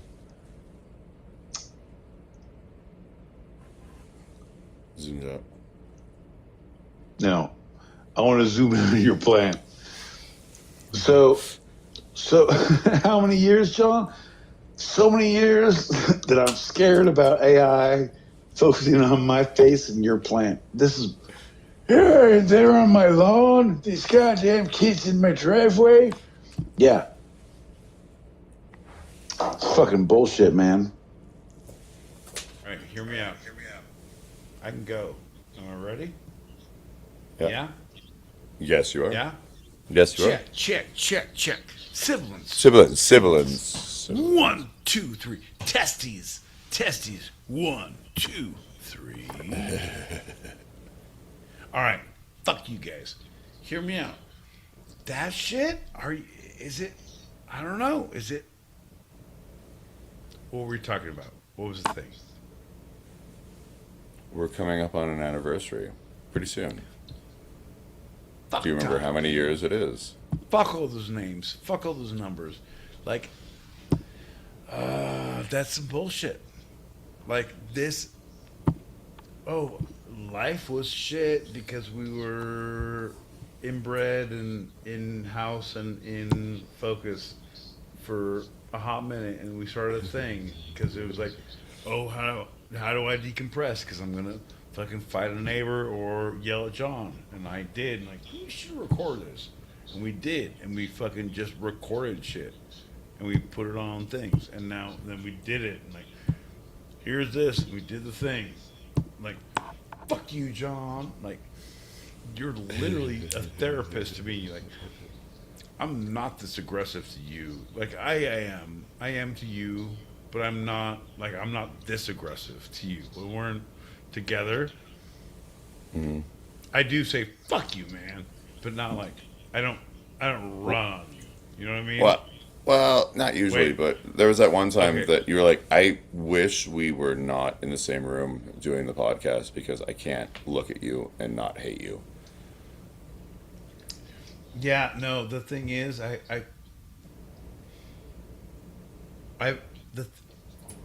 truly, I think you're right because we've never had to work together. Yeah. So think about our shows. We've never been on stage together. Nope. Right? Nope. We've never been although we've had the same directors, we've had the same Nope. Hank and I, we've had the right? same Yeah. people. Yep. Right? Hank and you, Hank and me, We've right? never- Yeah. But I feel like our interaction has always been social, and when it's business, when business is good, like oof, this is rough. Like fuck, man. I wish your mother and I had not brought you to terms. It's you were saying the two-dimensional was so much more bearable than just sitting across from me. We had like it was in your living room. It was like there was like a stool in between us No, for we drinks or had whatever. we had, but we had fucking previously we had been. It was Thanksgiving and we were Yeah, at Jen's uh-huh. house, and you started the show with, "Hey everybody, we're two cis males," and that was your intro, your first 3 words, 4 words, and then Jen cut up the turkey all weird, like, am I in this? Am I? Do I exist in this world where there's people saying cis and people don't know how to cut fucking traducan? Like, is that my life? And I was very angry about that. I was very angry about that. Like, man, I'll fist fight anybody and fuck them. It's like a So 5 second moment, and then like a 2 minute no, moment, and then you had so much in and then between that was you, and you were so pissed. no. Just thinking about it, I'm like, yeah, fuck her for fucking up, and fuck you for saying that. Like, this is the first, bro. We've been recording things to do. This is what it is. This is what it is. I guess this is the tone of the show. It's because, oh, I love Peacock because he's my brother, but I also want to murder him.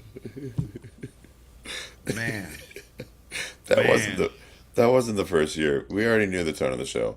You love me like a brother, and like the one that drowned in Drowned the in the womb. bathtub. No, The bathtub. no. Right? Yeah, yeah. Yeah, it was 18 months. They were saying his name, and they screamed it when they saw what I had done.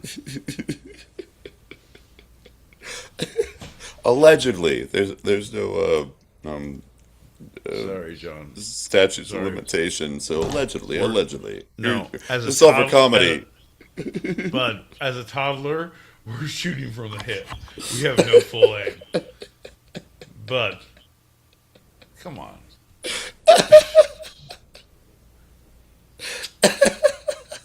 folks. If you like what you heard, if you don't believe what you see, if you don't understand the enunciation, well, I couldn't use it right the first time, and I tried to reproduce it the last 3. No, but for reals, we're here Tuesdays, 8 p.m. Pacific, 11 p.m. Eastern. That's right, folks. That's 4 a.m. Greenwich, Meanwich Sandwich time if you happen to cross the pond on Wednesday mornings. Tune in every week. Tell your friends, tell your coworkers, tell your parole officer. John wears a smoky jacket. I've gotten really good reviews of it, by the way. No, but all of these people, hear me out. Yeah, Big Al Swag, Julie Fox, who's that Paul? Yeah, all these are they're fucking nobodies. Anyone who's actually no, Big Al Swag is somebody. No, yep, yep. Jules for it? Gave That's no. Hear me out. Gave a lot of love. Big Al Swag said nothing about your jacket, so appreciate big hitter. Shout out to Big Al Swag, but no, nothing about your jacket. John is So dressed for a night at the Roxbury. 1, 2, 3, 4, 5 thumbs up. That is a huge endorsement no, from I your boy, Big Al Swag. all right. Hear me out. 2012. Hear me out. This is I feel like what he was saying, what Big Al was saying was it was your hair. There was nothing about your jacket. What we all say, there's no way out of this, is there? Nah. All right, all right. I'm gonna. And Jules, our friend Jules from across the pond says that jacket is all caps phenomenal. So All it's right, good for you to look all into right. the YouTubes. So I am. I'm gonna. I've seen it. As I'm doing this, I'm reviewing. I'm gonna take the L on this one. But what I want you guys to know, everybody in the comments on the YouTubes, if you're not in the YouTubes, if you're on the Stereo Streets, click that link above your. Ah! If you're on the stereo streets, click that link above your head, and I don't know what you're doing. You can leave comments here, so I don't know. I was trying to help you out with your enunciation by mirroring you. That didn't help out. So, I mean, no, you were really great with your diction during those moments, but then you got distracted, and I apologize. That's on me. That's on me. No, I have. Wow. Here's the deal, John. I'm not going to help you out with your clothing choices, with your size or Breton choices. Nope. It's all just like, yeah, you know what? You win. End of the night, you win. Everybody fucking applaud John. Bow down. Bow down to the fucking mayor of fucking Cigar Town. Bow down to the lack of button dude. Nope. Like, synapses, John. When is the last time we talked about synapses and black holes? Oh, it's been a little while. I mean, No. you know. Well, it's about time we brought it back to this conversation, because not only have I blacked out and time traveled, as we call it in the business world, but what we can call it now is that your business attire is not attire appropriate. John. You hear yourself. That's the thing. Any people who slur. I actively do. John, I do. And it's so hard. It's like, this is, all right. All right. How appropriate is it? Everybody out there who's had a stroke and live in their own head and can't use their words, raise your hand. That's bullshit, John. Okay, have you guys ever seen The Diving Bell and the Butterfly? Watch that movie, because it feels like I do every Tuesday in the green room. No, but full on. John, watch that movie. Diving Bell and the Butterfly. Diving Bell and the Butterfly. Yes. The editor of Vogue magazine, some magazine, fashion, I don't know. I don't pay attention to details, John. I don't pay it. John, fuck words. Hear me out. So, the dude has a stroke, gets in a thing, like, can't move, loses vision in his eye, and has vision in one eye, and then he gets glaucoma or, I don't know, something. And his vision in his other eye slowly starts to reduce. And so he's able to, like, signal people. He sees it going, and you see it's very artsy. It's like, you would love it. It was in the cans. John, it's a like my left foot. Is it similar to of that? Fury? No, my left foot of Fury, when Steven Seagal was in a wheelbarrow kicking people about their opinions of his painting.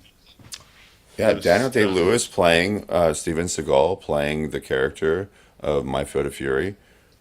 Right. Phenomenal. There's no way I can hold this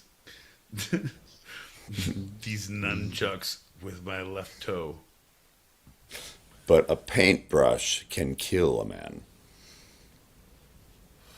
It's a metaphor, John, and I feel like we all understood, and that is why it was nominated.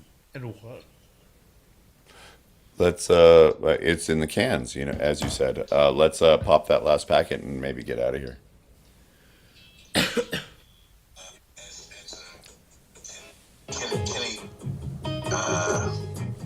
Kundalini yoga. It's been at Burning Man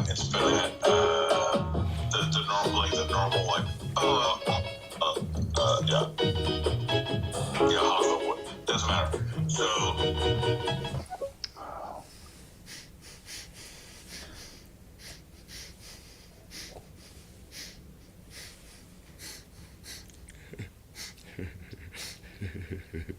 Dub.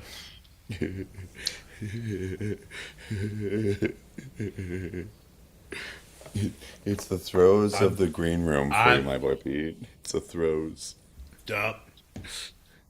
Dub. I'm not a rich man.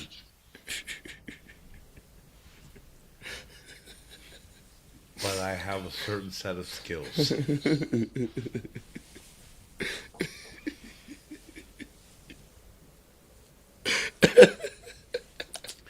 My boy Pete, let's do a shot. Those, Get out of here. the Jesus Christ, John, can you shut the fuck up and let me use my fucking finish my bit? I swear to God. I think you Dub! just- Dub! I'm not a rich man, but I have a certain set of skills. But I lose those skills somewhere in the green room around 11 o'clock p.m. Pacific. 2 a.m. Eastern. Dub! It's not my time, it's our time. And as soon as you write up John's fucking bucket of stupidity, God damn you, John, you son of a bitch. You ruin everything. What I will do, Dub, I will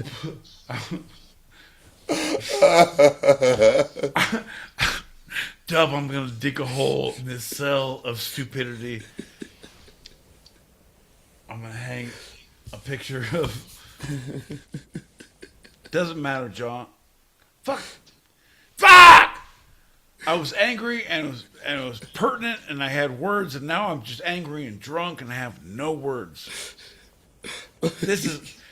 No, fuck you, John. I'm not done yet. Shut your goddamn mouth. Don't try to fill in for me. I'm talking right now. God damn it! I'm angry.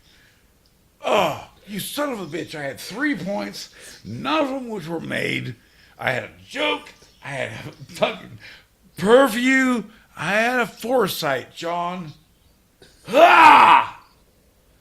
You know what? You know what? Fuck moving. Fuck your new place somewhere in Brooklyn. You know what stay there. Fucking don't you goddamn move in your fucking plant-based kitchen. Bing, bing, I'm drinking. Fuck you. No, stay there. Don't you move. Don't move. John, I'm not going to do it. No, fuck you. No. Did you put it on another jacket? Is there another thing? Are you wearing a duster? Jesus Christ. If you don't like what you've heard, if you can't believe what you've seen, if you don't understand why John can't respond in kind, sometimes people need to do their own thing, John. Let people do their own thing without you. Sometimes, you know what I mean? Sometimes just let them do their own thing. And then we could do something else. We're finishing the show. We all don't wear smoking jackets. If you were special and, I unbutton my shirt and wear a smoking jacket, and then we all unbutton our shirts and wear smoking jackets, how fucking weird would you feel when yours was not unbuttoned enough? And now we all point fingers at you. He doesn't even smoke. Look at him. He can't even have a nice smoking jacket that smells of stale cigars and unfiltered cigarettes. Well, if everyone's special, then no one is. So, I'm okay. I'm all right. John. And I've actually I'm glad quite you used. I'm glad you said that, and I'm glad you took no action when everything happened before you. When I saw you truly preparing to do what you always do. And I love you for taking a moment in this time of turmoil, John. I don't know if most people understand the peaks and the valleys that we go through, especially in the green room. It's an emotional wasteland, I believe is the term. I believe none shall return and none shall prosper, as they say in the biz. Ain't that right, John? That's 100% my repeat. And one of those people who won't really fully understand the emotional turmoil that we've all gone through is usually you, just, out of a lack of remembrance, to bring it full circle. The lack of remembrance. Oh, I do. I have an eternal flame burning most of the time. And you're gonna get that parcel of land. If I lose a lighter, I can light a smoke from my eternal flame of remembrance, folks. If you had eternal flame of remembrance on your two-sided bingo card, now's the time to check it off because holy shit, we are out, baby. Raise your glass, lower your expectations because we won't be back for a week. Praise the Lord and pass the ammunition. Ain't that right, John? That's right, my boy Pete. Bink, Cheers. bink, bink. Bagao.